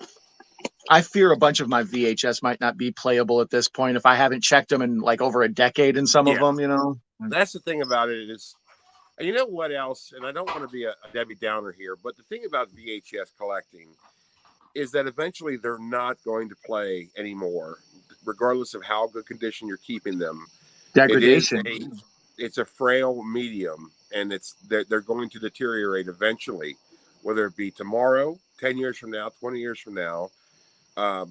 They're going to just break or just completely just dissolve, as they stand, and that's just and you know what? And DVDs aren't going to do that, so that's another thing about that. I don't know. That's the thing. The DVDs were, because of their plastic and because of whatever, they get scratched easier. So if you don't take care of them, you have to replace them. But the replacement cost is so cheap.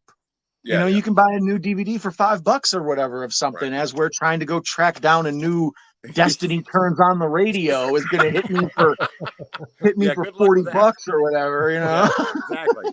Yeah. It's just, this is the tape. That's a grand deal. Going to hold up. Eventually, they're going to dissolve. This is what it is. Yeah.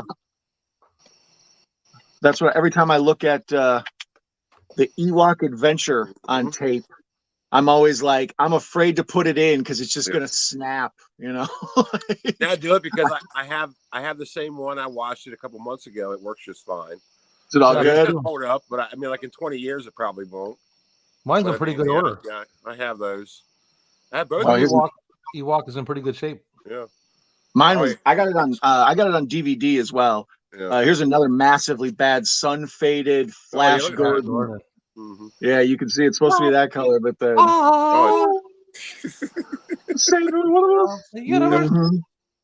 that's awesome. Good stuff, man.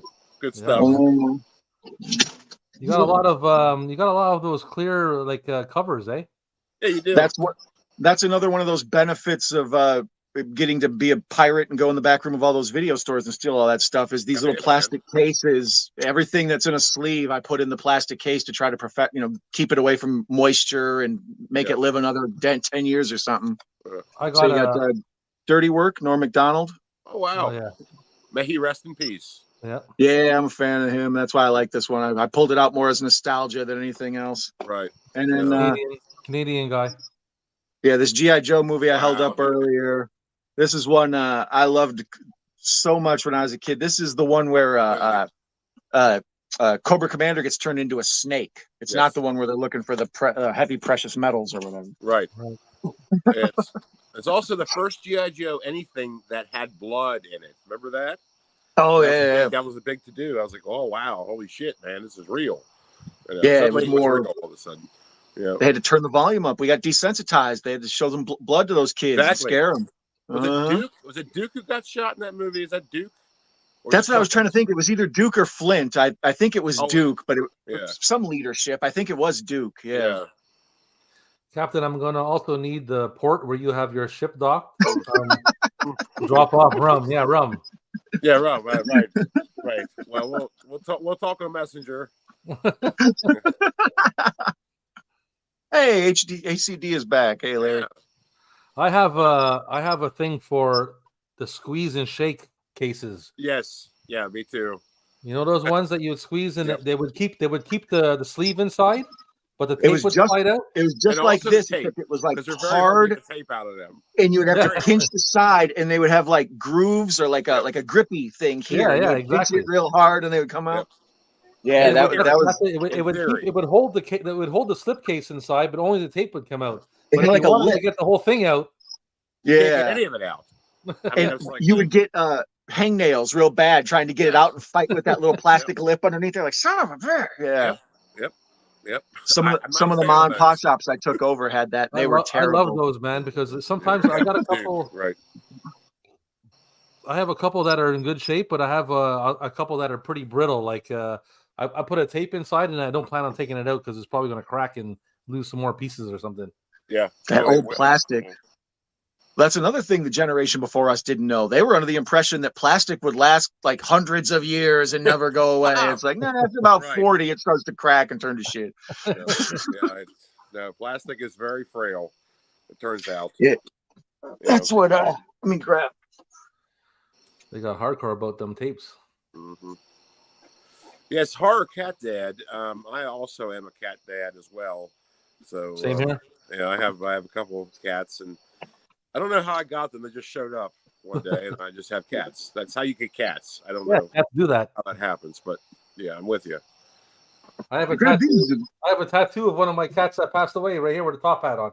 Oh, may rest in peace, of course. Top hat on. I like that you made him distinguished. It's like, yes, he was very distinguished. He's a fancy cat. Yeah, of course he was. A fancy cat. Yes, I like it. Yeah, I grabbed these to kind of demonstrate what I was bitching about with like the degradation of plastic. Like you're not even touching it, but it's just slowly cracking and breaking. Right. But then I realized this tape I found, it's a Annie. It's one of the original 1980 old school. That's okay. And then it's family copy or whatever. It's a rental. Yeah. Oh, there's slightly crack. But it's got some sort of like Annie promotional sticker on the bottom. Okay. Wow. And we've got a third type of Be Kind Rewind, Please Rewind sticker. Rewind tape. Yep.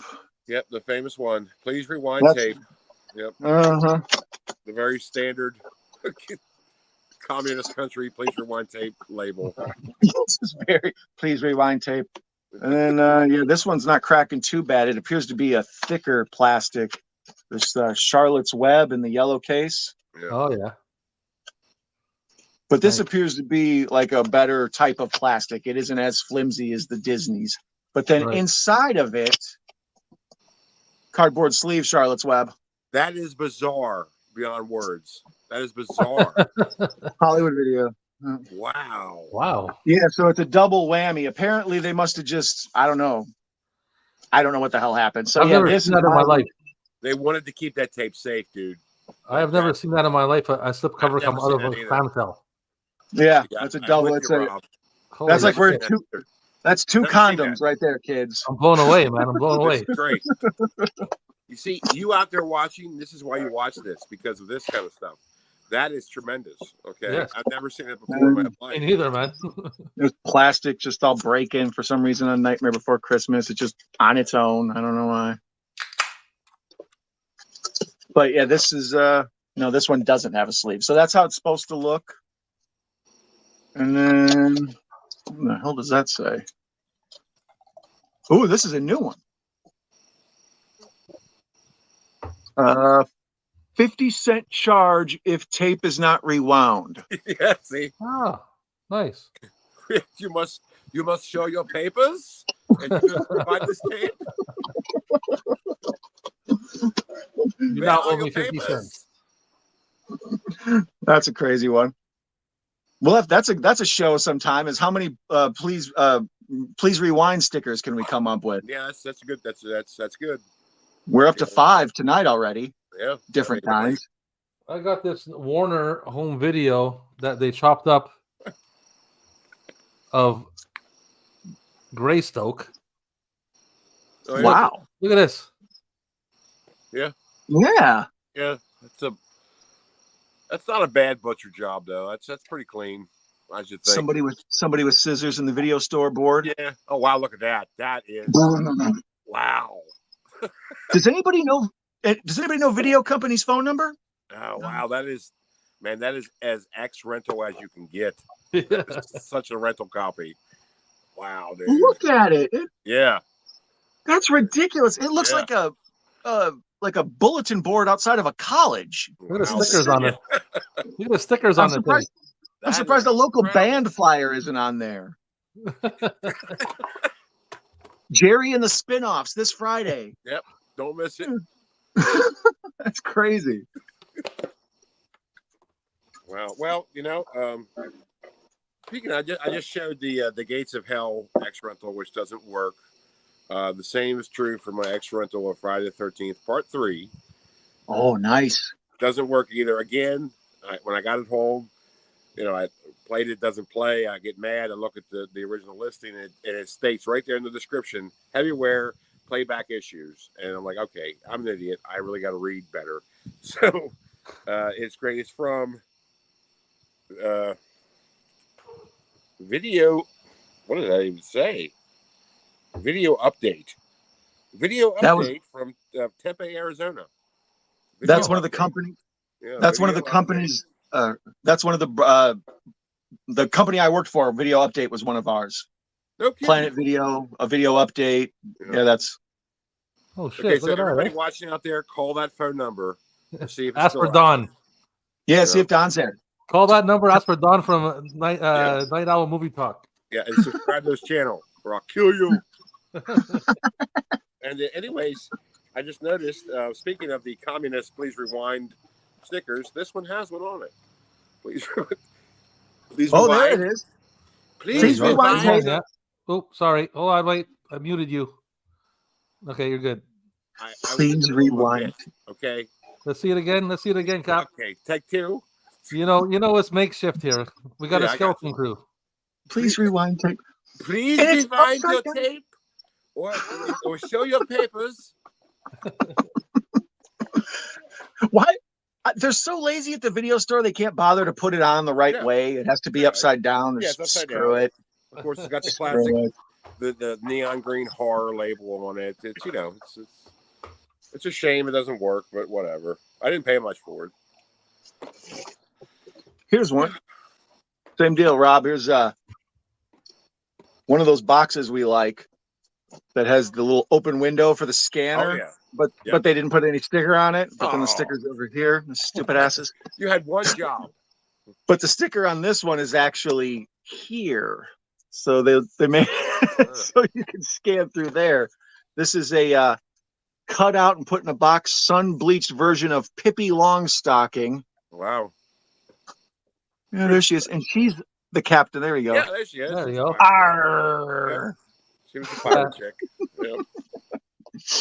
OG pirate chick right there. And then this is a Video Palace, and full retail price of this product will be collected if the security seal is altered or removed. Don't threaten me. It says that too. Something like you if you open this, you own it or something. Exactly. Yeah. You break it, Remember you buy before, it. I showed you one that had a silver sticker and it said void all over it. That's what happens when you peel that off. It just says void, so they know to charge you for it. Check this out. This is an old X rental, but it looks. Let me just pop myself up here. It's an old X rental of Under Fire. Under Fire. Vestron Video. There you go. Nice. Baby. Gene Hackman. And I don't know who else, but when I open it up, the tape is like brand new, man. It's like brand new. Yeah, it is. It looks good. Like it's good. There's that silver spine, piece. nothing on the spine, no nothing. Tape and everything looks brand new. I wonder if anybody's ever actually watched that. I don't know. It looks like hard to tell. It's even shiny. Like the plastic is even. That's what I mean. Under Fire wasn't a big hit, so if they bought like 3 copies, it's possible like one copy just never got watched. You know, yeah, Nick Nolte, and Gene Hackman. That's what I was trying to remember. Yeah, Nick Nolte. Who's the woman in it? I can see her in there. Shit, Joanna Cassidy. Sure. God bless her. Yeah, she's doing fine work somewhere. Yeah, she's doing good. She's doing good. The manager at Target somewhere. I don't know.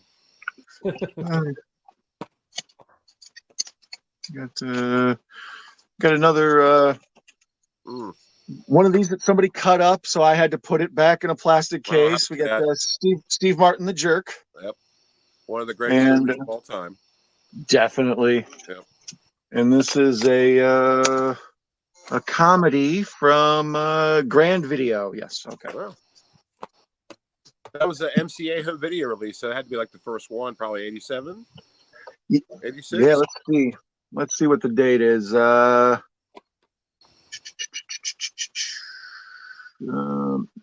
Holy shit, 1979. That's got to be movie release date. That's 85. There it is. Yeah. 89? 85. 85. 85. Okay. 1985, MCA Home Video Inc. Yeah, but then you the movie was tell like early Universal stuff because of that MCA Home Video, because then it was MCA Home Video, then it was MCA Universal Home Video, then it was Universal Home Video, then it was just simply Universal, like towards like 99 and 2000. It was, it's so MCA Home Video stuff I love because it's just so, it's early, it's nostalgic, it's just beautiful. Yeah. Mm-hmm. Wow.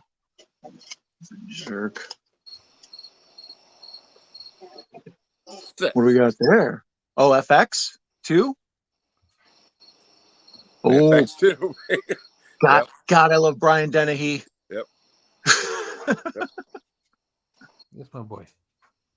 And it's a Orion or Orion. Yep. don't you start with me. Check out the spine sticker. How lame is that? That sucks. That's such a big sticker. Yeah, that's way more sticker than you need. Yeah. And it says Boulevard Laurier. Okay. Pardon? Why would it say that? Boulevard Laurier. I don't even know where that is, but yeah, that's that movie's FX, and of course FX2. That starred the Bryans. Brian Dennehy. What was the other Brian's name? I can't remember. What was his name? Brian. The dude from Cocktail. Yeah. But that was just like the Coreys in the 80s. Yeah, the Bryans. It was like the older Coreys. What is his name? Brian. Yeah. Rob's holding the tape. Rob, help us. Oh, yeah, damn it.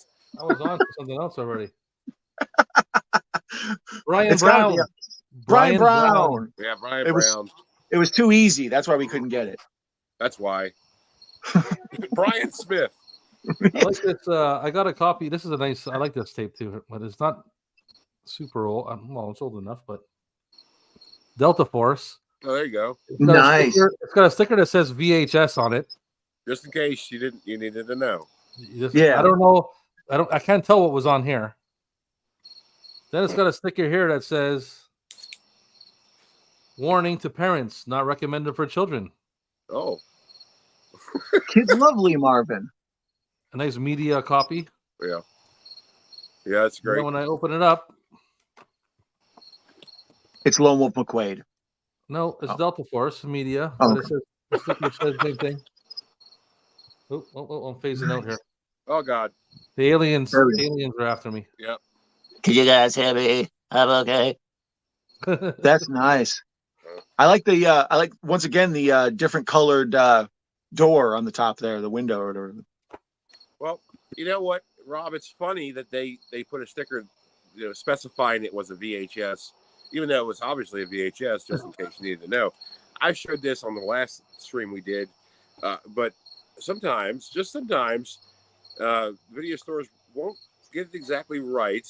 And this is a copy of Haunted Honeymoon in the very early Errol's Video Club cases, which these were like these huge cases that had like styrofoam inserts. Is it on this side? What the hell is it? There it is. Errol's Video Club. It's upside down. And it says VHS on the, where does it say it on here? Yeah, it says VHS on the back. Right, VHS. So you think it's a VHS until you open it, take the tape out. Beta. It's a beta. What the hell? So, son of a. Why I oughta. Yeah. Oh, my head. It was a thrift store find. Had to buy it either way. Didn't care. You know what I mean? I find out those all the time. Do you guys have the Space Opera Odyssey? Hold on. That is Space Mutiny. Oh wow! Space Mutiny. Let me see. With the window, has a window, like you said. And they did it right. They actually put the sticker on correctly. Yeah, there you go. They did it right this time. They did it right. I don't think it says where it's from. Let me see here. No, but it does have a. Well, it does say. Hold on a second. It does have another variation of the. Please. Oh, a new please. Yeah, look at that. Please rewind or pay rewind fee. Or pay rewind fee. It's from Movie World. Movie World. Please rewind or pay rewind fee. Yep. They probably didn't need to use rewind twice, but I'm not there. You guys are wasting sticker money. I'm just saying, the printing. I guess they're not paying by the word. No, for sure. You have no idea how much I enjoy fellow collectors sharing their stuff. Warms my cold, dark heart. Well, Macabro, we certainly enjoy you. I really enjoy your stuff. I love it how you share word of other smaller channels with your Bard stuff. Love it so much. Yeah, me too. It's tremendous. The Bard is my favorite singer these days. Oh yeah, he's tremendous. I mean, there's no other singer on earth I actually care about new music from. Like, there's nobody. Oh, hey, there's a new so and so song out. But when the Bard's out, I'm like, gotta check out the new Bard. Woo-hoo. Yeah, man. I get to the flea markets and I hear people in the corners talking. Have you heard that new Bard song? Yep. Number 5 on the chart. Here's JT's Horror Discussion, sung by the Bard. He does look a little bit like Charles Dance. He does a little bit. Now that I think about it, he could be Charles Dance's brother, man. Yeah. Now that I'm thinking about it, Charles Dance is cool as shit. Yeah, he is. Hey, Big Anthony, thanks for stopping by, buddy. Happy birthday, by the way. Happy pre-birthday, 40 years old. Tomorrow. The Big 4-0. Big Tony. Space Mutiny.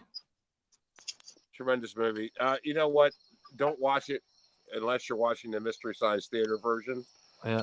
Because that movie just sucks. That's Mystery Science Theater 3000 Gold. Yep. There you go. Oh, he's a man after my own heart. Hold on a second, fellas. Hold on, I gotta plug this in. Hold on. All right. Oh, I found a bunch of good ones. I knew I had more. There they are. What is going on here?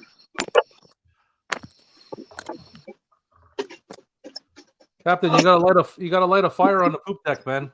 I know, man. Hold on, I'm hurting here. All right, I found a bunch. Oh, let's see what do we got here. There we go. I got Sorority Babes and the Slime Ball Bowl of Rama. Oh, nice. Mm-hmm. Very nice. Sun Faded. That's a good Lene Quigley flick right there.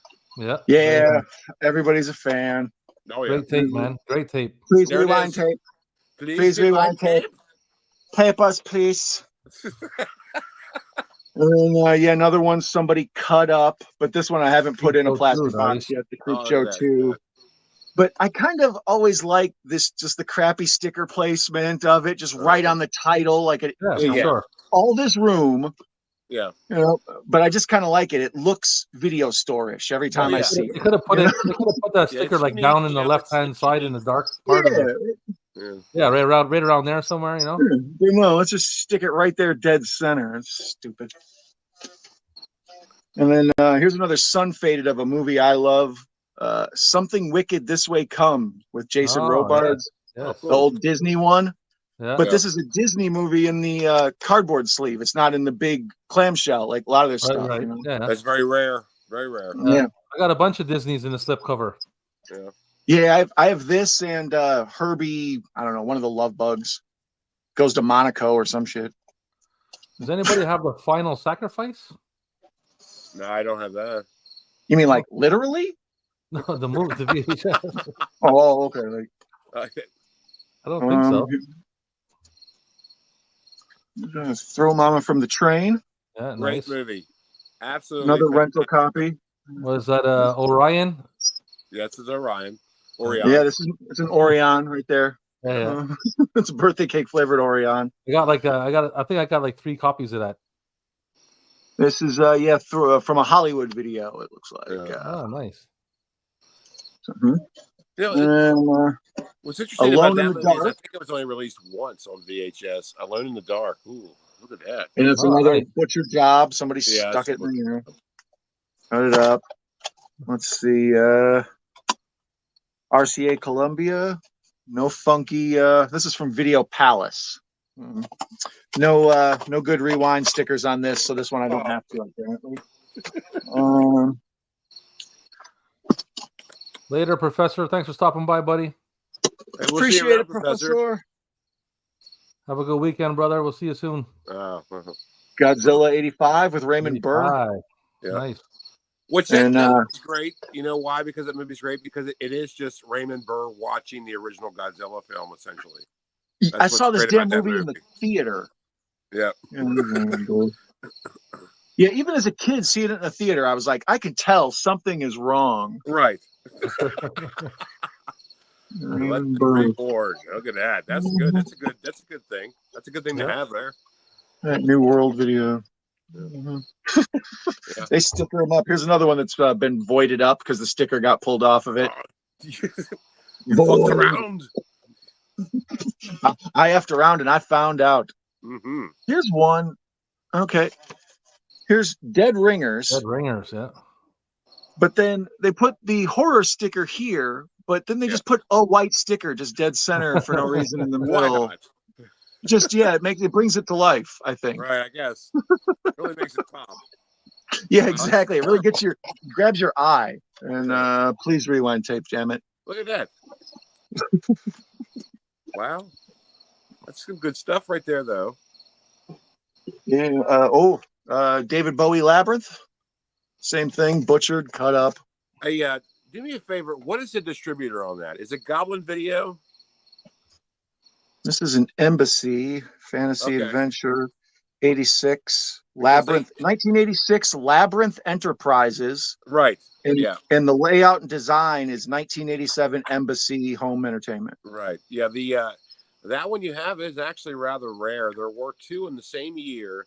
One was just by Embassy. The other one was by Embassy / Labyrinth Entertainment or whatever it is. Because I have both. I just picked up at a thrift store one day. Same day, same shelf, same thing. I was like, I didn't think anything of it. I just wanted 2 of them. And I looked at them and was like, well, they're different. And I realized one of them says Labyrinth Home Video and the other one's just, Embassy Home Video. So apparently the Labyrinth one is rather rare. That was the first release. They just did it almost like a promo copy kind of thing to sort of get the word out and all this. So it's just really kind of an enigma that no one really talks about. So good job for having that. Labyrinth Enterprises. Yeah. Yep. Labyrinth Enterprises. Yep. Labyrinth Enterprises. Interesting. Yeah. And let's see, we got the old Blimp Attacks the Super Bowl movie, Black Sunday. Oh, cool. Oh, yeah. Same deal. Chopped up and massacred, stuck in this box. Of course. Property.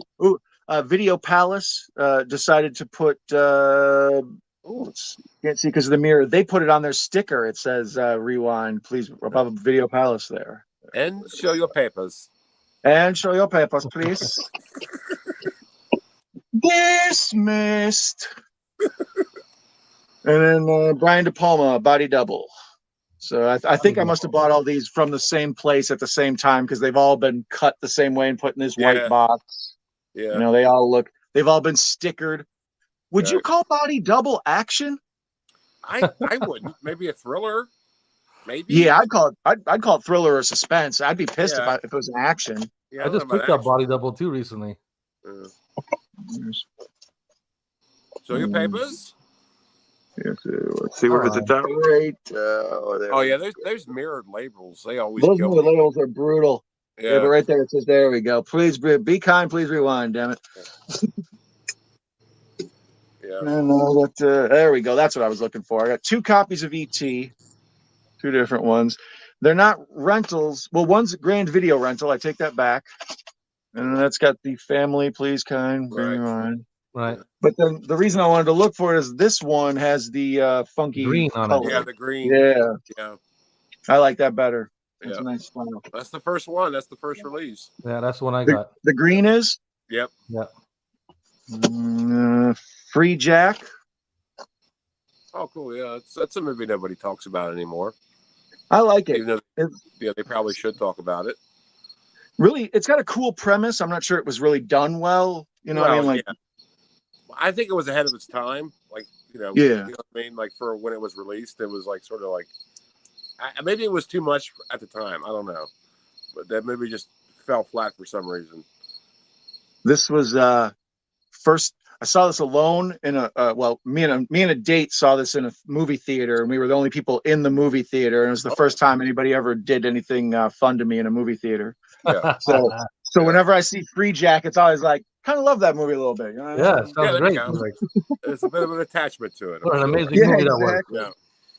Yeah. This one, Playmate of the Apes.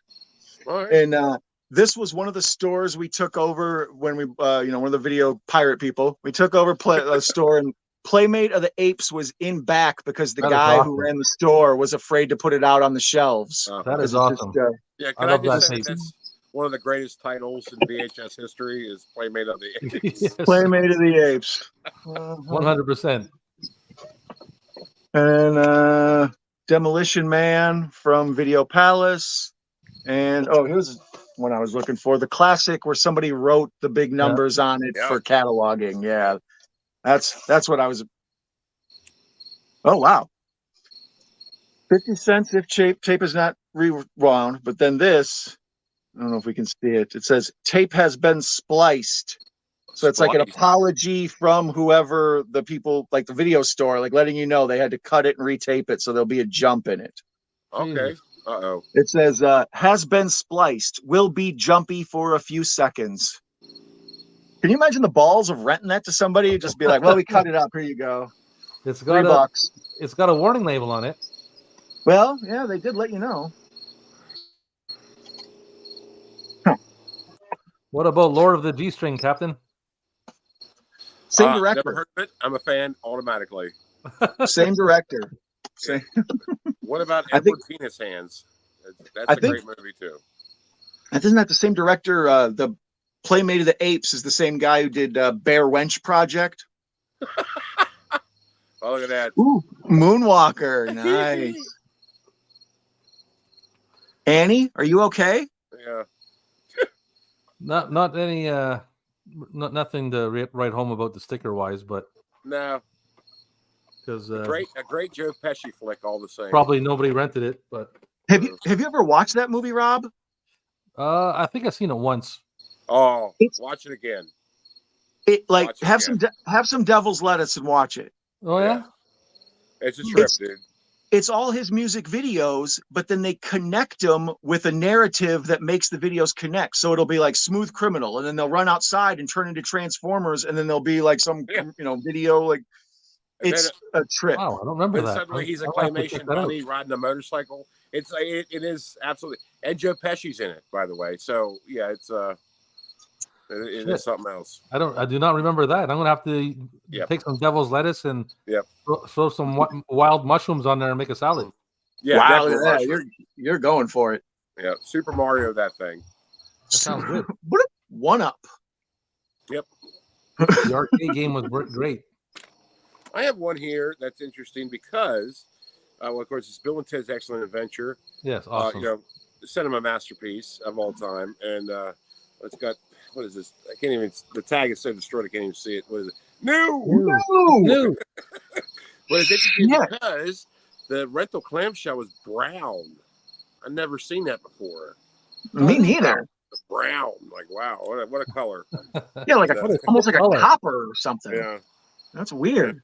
That's about it. Nothing else remarkable about it. But there's no show us should pay for the stickers. But there is like a green sticker that just says VHS and like the price tag font. It's just kind of weird.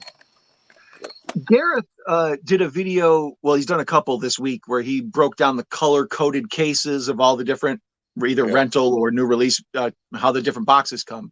And I don't know if brown was in there. You know, he'd be like, "Well, this is a red and this is a green." I'm not sure they made brown in the UK. That's yeah. I don't know. Yeah, I don't know this. It doesn't say where it's from or anything. I got this copy here of Mr. Baseball. Great movie. Okay, Tom Selleck. Yeah. Yep. Great movie. And on the tape, they put like a strip. You can see the strip alarm on it. Oh. Yeah. That's a oh God, it's like a type C or whatever. There's 3 different types of tags, and that's one of the rarer ones. Yeah. Oh. I didn't know that at all. Apparently, this is number 1692. Oh, there you go. Great year. Yeah. One of the video stores I was in charge of had that same type of security strip, and we had to order special stickers, and you would have to order them like from a secondary company. So it was a big, huge pain in the ass. That's why as soon as you held it up, I was like, "Oh no, that's what sets off the beeper when you try to steal it." Yeah. This is the sticker that you get when you buy them in Quebec, where I live. Yeah. It's from the it's a government Régie de Québec. Was it Régie de Cinéma de Québec? Wow. Yeah. And it has like the rating on it. It'll be whatever rating, and the color is whatever rating it is, and all the other nonsense French shit. Wow. Do you speak French? No, I guess that answers my question. Okay. Yeah, I speak French. Oui? Yeah, well, I'm born and raised in Montreal, so I do know some French. Well, that's what I figured. But then, when you said it was some French gibberish, I was like, maybe he hates some Frenchy fuckers. I don't know. Shit. I'm not Pepe Le Pew, but I can get by. Attaboy. It's like me with my Spanish. I can read the street signs and order dinner, and otherwise leave me alone. Well, do you fellas want to see quite possibly the laziest X rental? I'll get back to this comment in a second. Okay. I don't normally come across betas in the wild, and when I do, Rob, you said you don't give a shit about betas, but I think they're rather interesting. They're interesting. You never see them, and when you do, it's like, wow, a beta. And so I found this, had to get it, could give 2 shits about it, just wanted to get it because it was a quarter. But I was like, this is an X rental copy. This is the most bullshit X rental copy I've ever seen. This is it. Look at this. Just a plain beta case. Never even seen a beta case, by the way, like this, like a beta storage case. It's Never Cry Wolf beta, and that's about it. There is a handwritten label on the spine, Never Cry Wolf, and that's it. That's all they did. That's all they did, and they said that's good enough. Fuck them. Good enough. Yeah, They said, "Fuck it, it's beta. It's beta. No one's gonna rent this." So I just thought that was very interesting. Had to get it. I was like, look at this. It's not even half-ass. It's a quarter-ass job. Yeah, they totally gave up. Yeah. Yeah, they just gave up. Yeah, that's like. I wonder if they lost the cover box and they were just like, screw it, throw it in this replacement box and call it a day. We're done. That's possible. 1% effort on that one. Like no effort whatsoever. Funny story about Bill and Ted. Bought it from a rental store and got it home to only find Showdown in Little Tokyo was in it. Oh, that's weird. Needless to say, Tia made me not want to return it. Nice. Yep. Good. Yep. Yep. Rebel. Oh, Don left. Yeah, I dipped. Someone stole Don. Oh no. Oh no. I was gonna say I'll be back, but I know that's bad.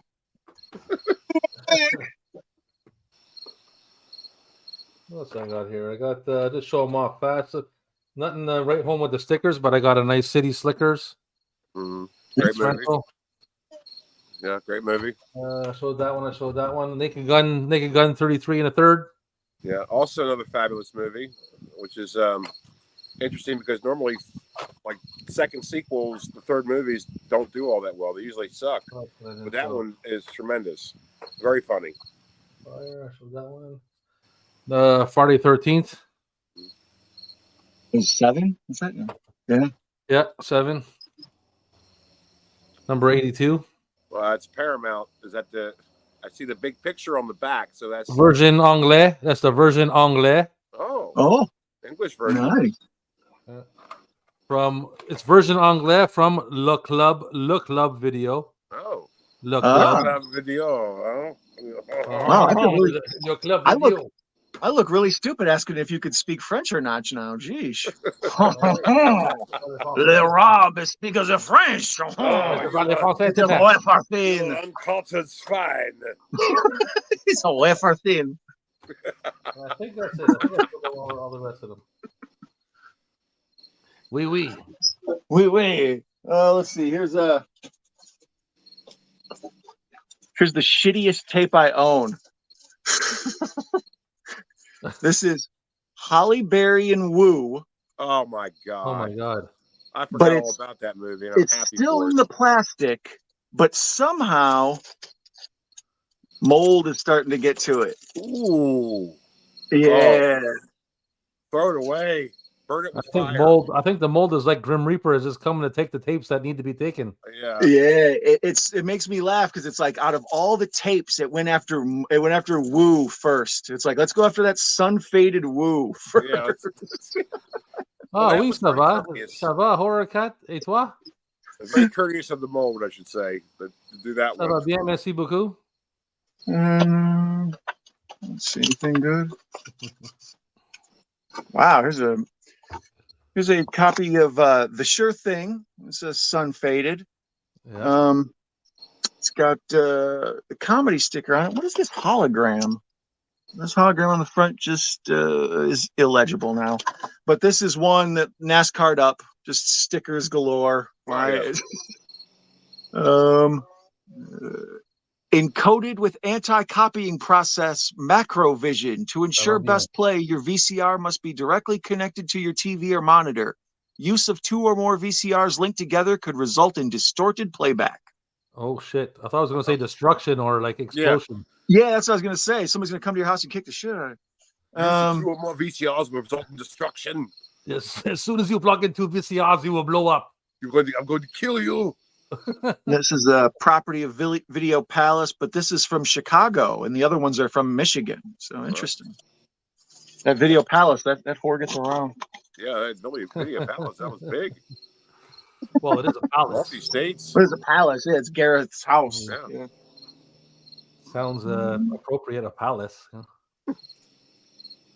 Oh, here's a. You got any other anything else to show off, Cap, or you're all out? I do have just 2 more left. Excuse me. That I found that I got in a VHS lot that I bought off of a popular internet shopping site. What is Ghost Realm, Captain Adam? I just noticed that now. the Misfit Brigade. One of is this it?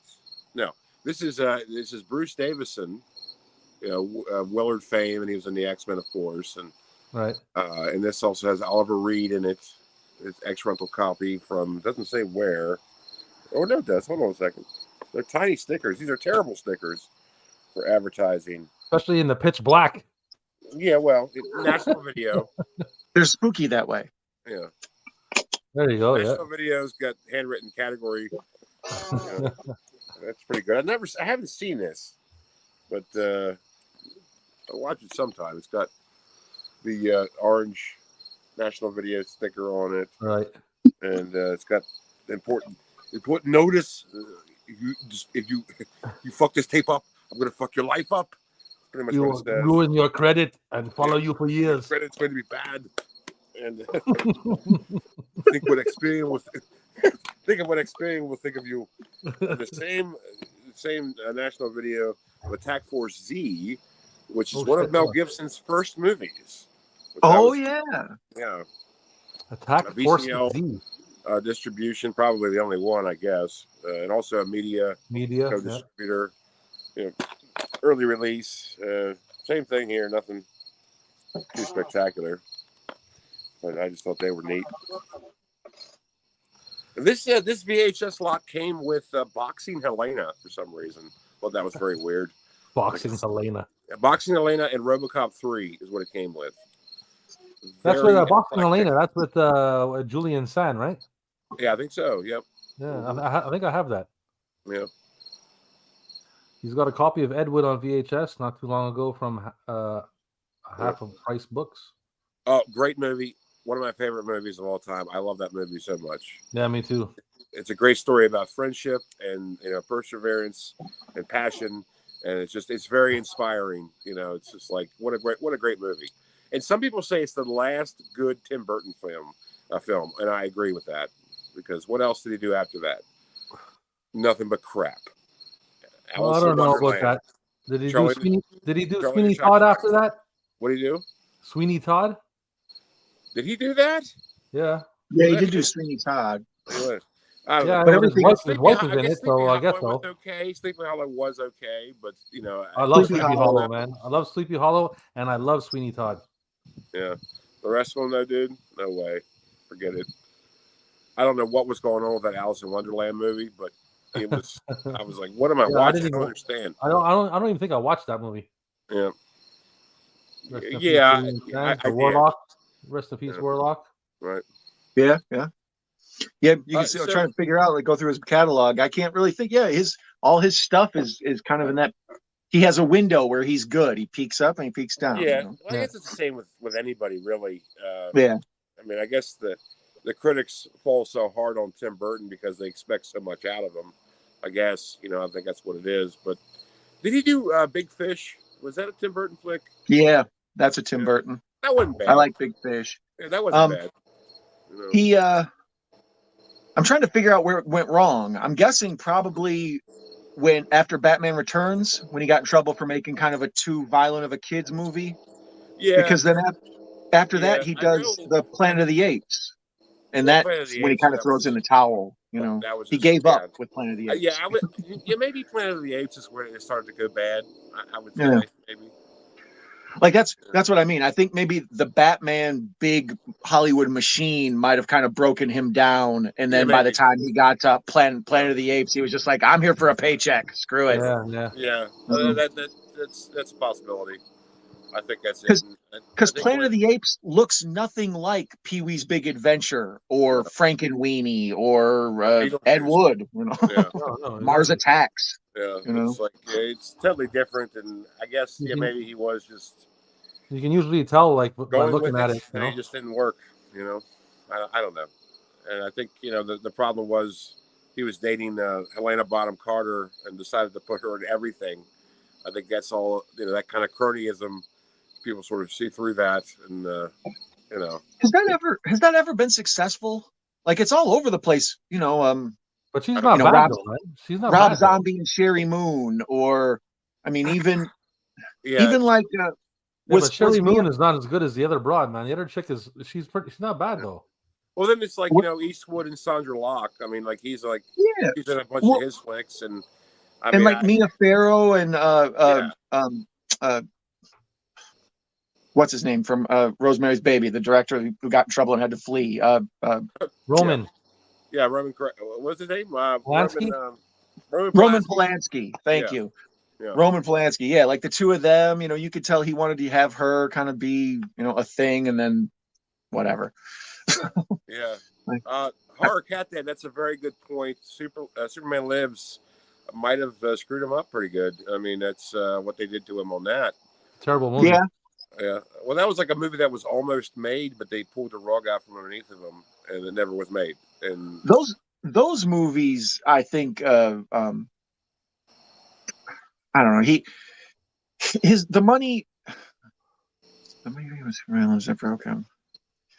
I feel like those directors who get those big projects going and they ride them out for a long time and they get stuck on them, like Cameron with Spider-Man, and Nolan, I think, who was doing Superman before Nolan got rid of him, and then Zack Snyder came in. There was somebody else who was trying to do a Superman reboot for like a decade after. Who did Superman Returns?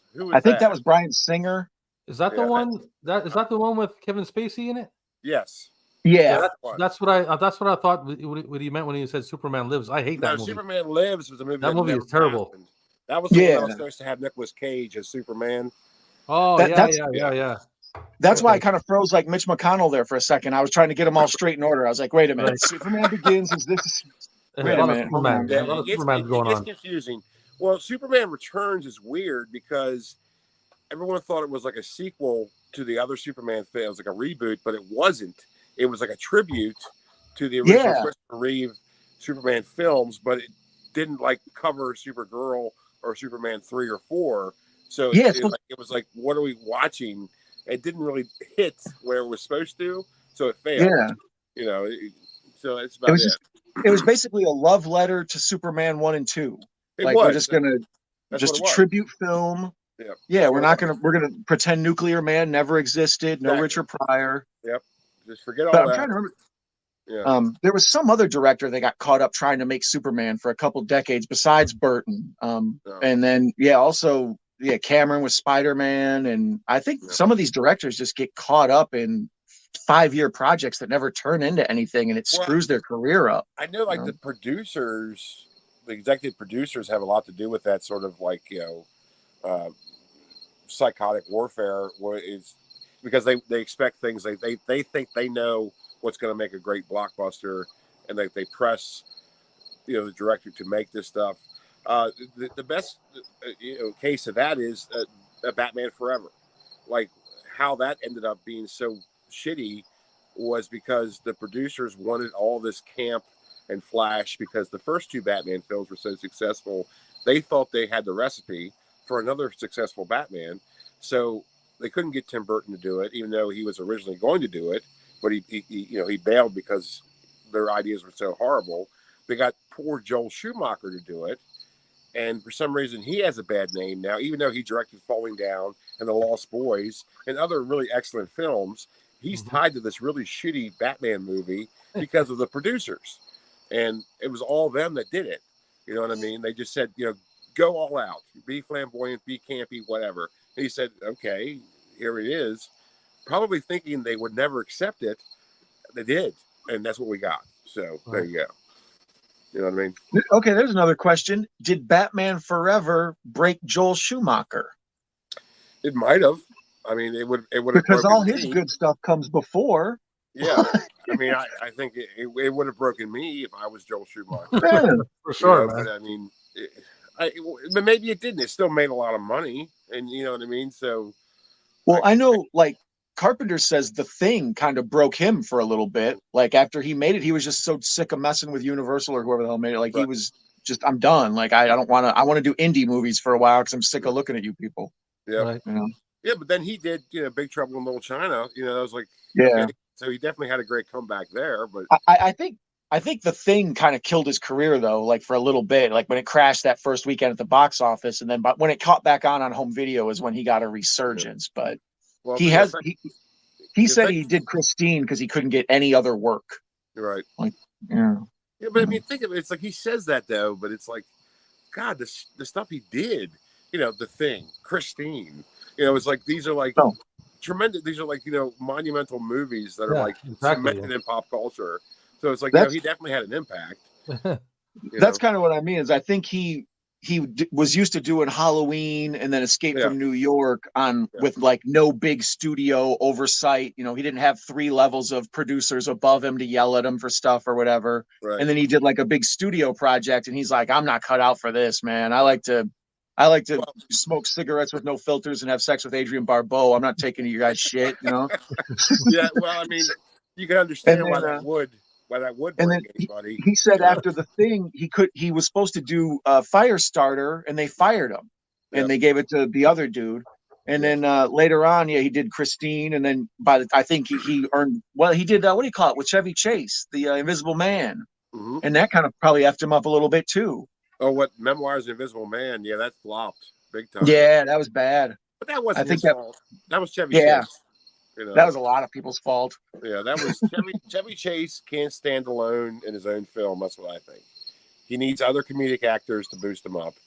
And Chevy Chase should not do drama. And that was the big problem.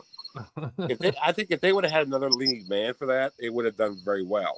Because it is a pretty awesome movie. I like it. Sam Neill's great in it, It's just what movie? Chase, it's what movie broke Chevy Chase? Yeah. Because is it Fletch 2? because he's good prior to like everything before Fletch 2. Like, what movie broke Chevy Chase? No, Christmas Vacation comes after Fletch 2, right? Yes, Christmas Vacation does. The thing is, with like those kind of movies, is because Chevy Chase is obviously doing a comedic role, and he is, of course, the leading man in those movies. But he also has a tremendous supporting cast, like Beverly D'Angelo. Like these are like just really good comedic actors that can really carry the performance. But by himself, like have you seen Funny Farm? Remember Funny Farm? Yeah, terrible movie. Have you watched it recently? I haven't seen it in a long time. Yeah, it's not funny. But that's the era where he fades out, because that's around the same time as like Nothing But Trouble and a bunch of the other stuff. Well, Nothing But Trouble is actually a really good film, but it's not. It's a horror movie. Yeah, it's a bizarre ass movie. Yeah, it's like Chevy Chase. Really, you don't watch it for Chevy Chase. Like John Candy's in it, Dan Aykroyd, Demi Moore. It's like you watch it for those people. Chevy Chase just happens to be in it. And you really don't even like him in it. I agree with what you're saying. I don't know if I like it. I love Chevy Chase, and it's kind of hard to actually like think about that and agree with that. Right? But you're right though, man. Like, well, Nothing But Trouble. If you don't treat it as a comedy and think of it like as a horror movie, it's the whole structure is there. Like the people on the road trip who get kidnapped by the town and they're in the mansion and they can't get out, and the people are going to make the dude marry the wife and all. It's all horror structure, but then it's like a dark comedy take on that horror story. In fact, speaking of John Carpenter, it seems like he directed that, even though he didn't. But it's like it seems like it would be a Carpenter film. Like it is that kind of like caliber. And, a movie I tried to watch recently and I couldn't even get through it, man, was Cops and Robertsons. Oof. Is that what, Jack Palance? With Jack Palance and Chevy Chase. Yeah. Oof. I remember watching it when I was young. I put it back on and I was like, I turned it off after like 20 minutes, I think. Mm-hmm. See, my thought on Chevy was that he's very he understands that comedy is surprise. You know, people aren't expecting something and then it happens and you're like, oh, sure, that's funny. So after a while, he just relies on that formula too much and he just does dumb shit for the sake of being funny. And he's not really the first Vacation movie is good. He's funny in Caddyshack. He's funny. He's great in Fletch. That's like the peak of his powers. He's awesome in Fletch. I would say so too, yeah. And then, but after that, he just becomes the same old, like he's just doing the hits, like just trying to be Chevy Chase, and he's becoming more of an asshole instead of being like a cool, interesting young guy who gets laid. He's just some jerk who's being mean to everybody. He's not funny anymore. Exactly. Yeah. That's right. Yeah. For me, my favorite Chevy Chase is the Vacations, man. The National Lampoon Vacations. Yeah, I love those movies. I just watched. That's in his window. That's in his window today. Because he's put in a situation where it's like that's where you appreciate his comedy, like his method is like that's where it is. Yeah, because he fits in. He fits in the role. As in the case of Vegas Vacation, I mean that movie is sort of awful. That's what. Like, it's like. That's when I think he starts phoning it in. Vegas Vacation, maybe Nothing But Trouble. He's phoning it in. Cops and Robertsons. What's it? Man of the House. That's it. But that time, especially in Vegas Vacation, he only just needs to be there. Yeah. You know what I mean? Yeah. He only just needs to be there. Yeah. And keep like the grease on the wheels kind of thing. What was it? Parks and Rec or whatever the TV show he was on. Yeah. I never watched it. I heard he was good on that, but I wouldn't know. My son watches it. Says he loves that show. Says he's hilarious. So that's my son knows him from that show. Okay. Three Amigos. Horror Cat Dad says that's a good one. What do you think? Think of who he had to work with. I was going to say that one is that's a onside. That's a triple tag team right there. He got lucky to be with two geniuses, man. Yeah. Yeah. I love European Vacation, man. I like European Vacation too. I think it's very funny, especially the part with Eric Idle. It's like, oh, you're an American. Oh, no, I'm fine. It's good stuff, and of course, Christmas Vacation. That's hilarious too. And as soon as they started installing roundabouts in my town, that's immediately what I thought of was Vacation 2. Like, oh shit, I'm just gonna I can't get over. There's Big the whole Ben. Family sleeping in the car. Big Ben, Parliament kids. Big Ben, Parliament kids. I mean, the thing is, I think what I don't know. If you look up on YouTube, you can find clips of the Chevy Chase show. Remember the Chevy Chase show? Yeah, he wasn't very good on there either. No, that show was awful. Like it was just like this, I don't understand why I'm watching this. Like it didn't last very long, and I think that's pretty much what sort of sealed the coffin, really. You know, I just think he's good for a supporting role or with, you know, powerful supporting roles with him. You know, I think that's part of his comedy. I think he feeds off of things well. Yeah, he used to be good at reacting. Like he was a good he's a reactor. He's not a leader. He's a reactor. Yeah, it's like that's fine. Like some people, some comedians are just like that. They work better with other comedians with them, right? And you know, it's just what it is. I mean, look at David Spade, for heaven's sakes. I mean, I mean, I think the stuff that he did without Farley, kind of a stretch to really enjoy it. You know, it's like okay, like Joe Dirt was okay. But it's I love Joe Dirt. I love Joe Dirt, and he has his moments. But you're not wrong. He definitely him and Farley together. Oh yeah, they made something. So yeah, it was magic. I mean, Tommy Boy, it was just a great movie, and I think it was lightning in a bottle. Like you can't do it again because they tried with Black Sheep, and that doesn't really hit, does it? I mean, I don't mind Black Sheep, but also it's. Yeah, I don't know. It's just not that. It's not as funny to me as Tommy Boy. It's not Tommy Boy, but it's all right. Yeah, Tommy Boy doesn't get better than Tommy Boy. That is just like peak of their performances. The Farley thing, though, is kind of, I think, maybe the same thing as the Chevy Chase thing. I think there's a certain amount of drug use that kind of goes on. Like, I think maybe Chevy kind of had a little bit of a nose problem, and then that turns him into a bit of an asshole, and he's hard to work with. And that's. I mean, the thing is, it's like. They did like Tommy Boy, they did Black Sheep, and then Farley broke off on his own and did Ninja. That's what it was. I couldn't remember. It was like that didn't do too well. That movie's not that great, man. No, it's not. It's like he needs somebody to work off of. And you think Chris Farley, and you think Ninjas, and you think Winner. Yeah, not too much. No, I mean I don't know. It's just. They fit an archetype, though. They're like Laurel and Hardy, the skinny guy and the big guy, and the one guy's kind of just there, and the other guy's big and broad. Yeah, 100%, 100%. Yeah, they fed off of each other, and it was a duo that was just perfect. And by the way, is Horror Cat Dad the only one watching right now? Because he keeps chiming in. Nobody else does. We got 4 watching. It says we got 4 people watching. So, what about Len Dog? Len Dog, you watching? No, Len Dog had to he checked out, didn't he? Yeah, what about Nightbot? Yeah, Len Dog did have to take off. Yeah. I do like it how everyone says goodbye. I think that's very polite. They say, I got to go. That's very nice. So. Oh, the chat's actually my favorite thing about live streaming is I like when, I like, talking movies and, having an audience and all that. I like to hear myself ramble. I'm blowhard, but the audience, that's what makes it, man. I like that. The chat. Diving in. They answer my questions. They're being nice to each other. They throw in little jokes every now and then to help me out. They're like co-producers. Yeah. Wow, we've been knocking it out the park recently, Cap? Man, this is like going on 3 hours like last time. Yeah, I should think so. These have been epic lately. Very epic. And, we're killing it, man. Yeah. We're gonna be like famous in no time. Yeah, I think so. Yeah. Overnight. Maybe even by the 13th of this month. Maybe the 13th of this month we'll be famous. Aren't you glad you're here, Don, to be here with this? I mean, that's what I'm trying. This is king making stuff right here. This is king making stuff. 100%. Yeah. Yeah. I like it how like all you see is like really just my face. I'm like the cover of that Phil Collins album. Yeah, you're just it's like you're fading. It's just. But look, take a look at him now. Yeah. Oh, I know. No. He went, no, hey. No. What's he saying here? Yeah.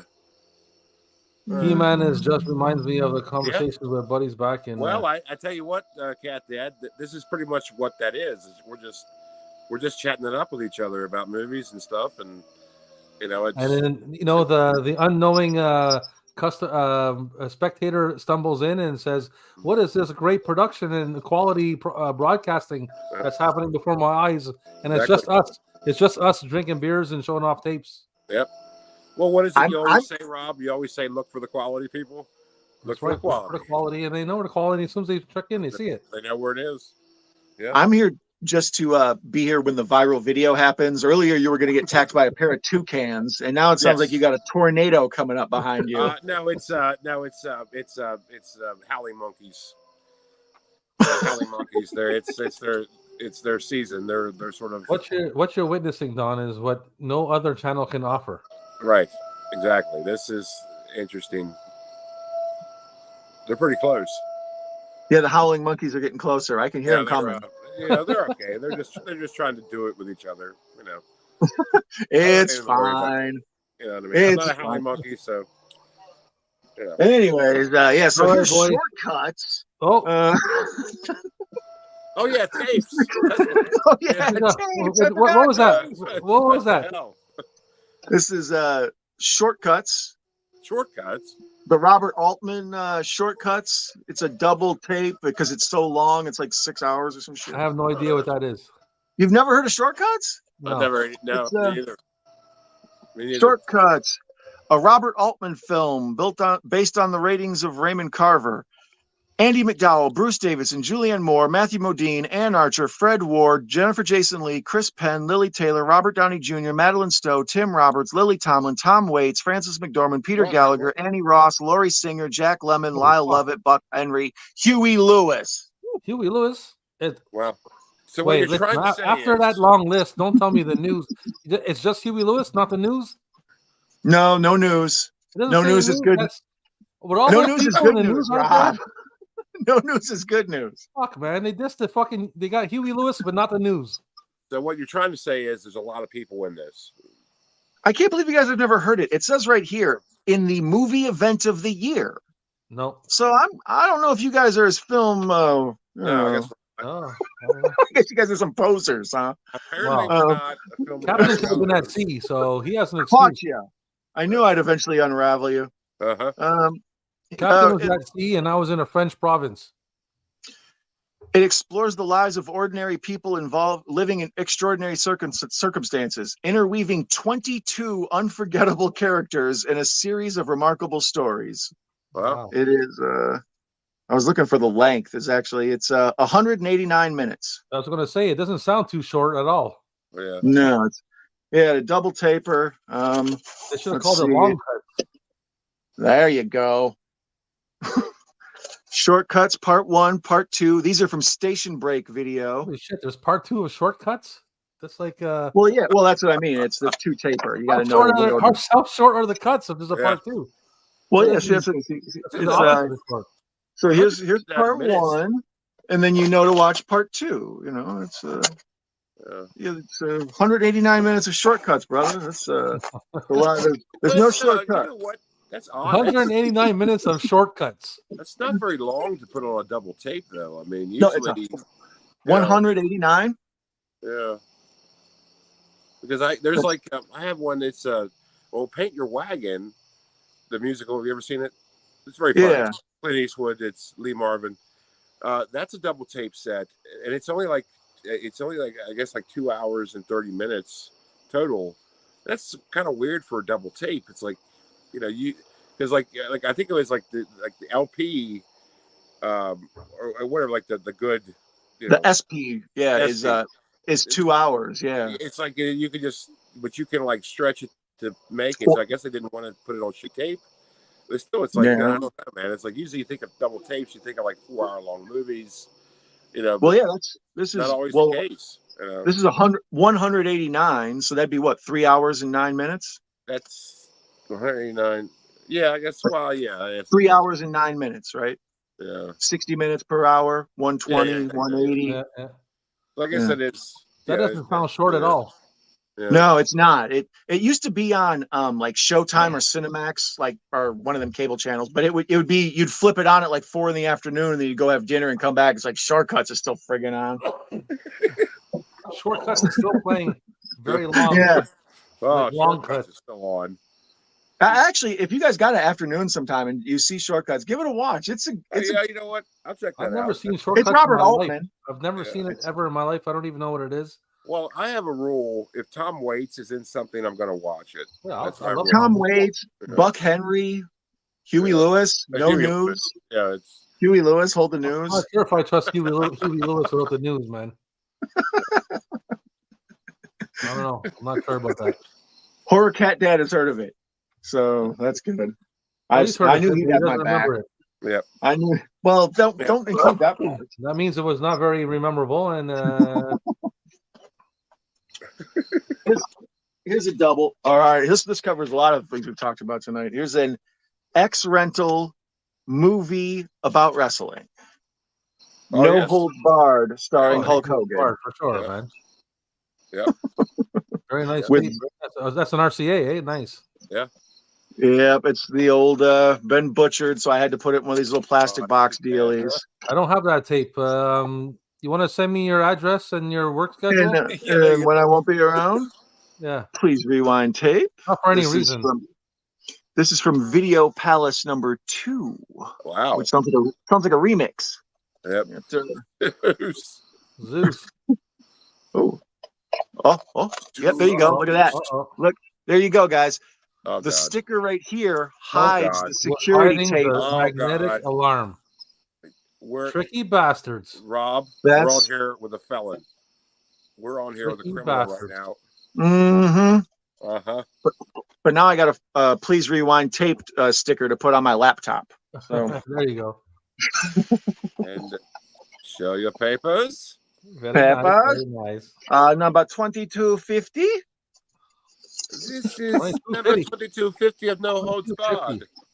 I'm gonna need about 2250. I lived at 2250 Coleraine in the Point St. Charles when I grew up. That's pretty cool. Right. I'll set this aside for you. This might be a wedding gift. There you go. Nice. I'll package it up with Hamburger the movie. Yeah, that's great. Nice. What is that? Wow. You've never seen Hamburger the movie? It's another rental one. That is a thing of beauty right there, dude. You know that tape, eh, Cap? No, I didn't know that. You don't have Hamburger? No. For some reason, I thought I saw it. I don't know. No, I have Fart the movie. Oh, maybe that's what I'm thinking of. Yeah. Don't tell me you also remove labels from mattresses. Oh, my light died. The captain is in darkness. Yeah. Oh, no. The captain's been attacked by ninjas. Captain has been swallowed by darkness. I can still see it. There he is. All right, we're gonna wrap it up, man. We're gonna wrap. It's getting late. My light died. Good. I was busy looking for hot dog by the and couldn't find it. Yeah. Here, let me. Well, I'm in the ghost realm, so you know. That's right, Ghost Realm Captain. I didn't notice that till this now before. All right, fellas. Well, I guess that's about it, huh? At least I'm getting out of here. You guys can keep talking. Yeah, we're gonna take off. We're gonna wrap it up. For stopping by once again. Thanks for everybody who stopped by. Yes. Horror Cat Dad, you're the man for holding it down. You hung out, buddy. You hung out. You're the MVP of the night, Professor. Be sure to check out Horror Cat Dad's content. He does all the cool movie related figures and stuff. He unboxes them. You can see what they all look like without having to spend all that money on them and track them down. Horror Cat Dad's a great dude to follow. I recommend it. Awesome. I will subscribe, Horror Cat Dad, and we will talk cats sometime. We got Professor. We got Echo. We got Lendog. We got who else showed up? Josh Cook. Who else came in? Mondo Cinema. Just trying to get back through here to see anybody. Channel NEM. Yeah. I'll check them out too. Some new people here. And I know Mayan checked in earlier. Mayan, thank you for stopping by. So, yeah. Good stream, brothers. Thanks for coming by. Don, man, first time on the Drinking Beers and Checking Tapes stream. And you're welcome anytime, man. Yeah, Don, it was really nice meeting you, buddy. I really, I've been trying to watch your content as much as possible, but I don't have a lot of time sometimes. So, but I really enjoyed your last live watch with Time Cop and Street Fighter. Oh, that was good stuff, man. We'll talk about that another time. Nice. Oh, for sure. I gotta. If you're a live streaming fellow like you are, I gotta have you on sometime for one of these movies. We'll let you pick out a good pirate movie or something. Okay, that sounds good. Yeah, we'll definitely be in touch, and it was great meeting you, and I hope to talk to you again soon. Likewise, brother. All right, buddy. Awesome. Thank you for having me. All right. Thanks everybody stopping by. Thanks, Don. Thanks, Cap. Let's get the fuck out of here. Rob, good night, buddy. Later, brother. Later. End the fucking broadcast.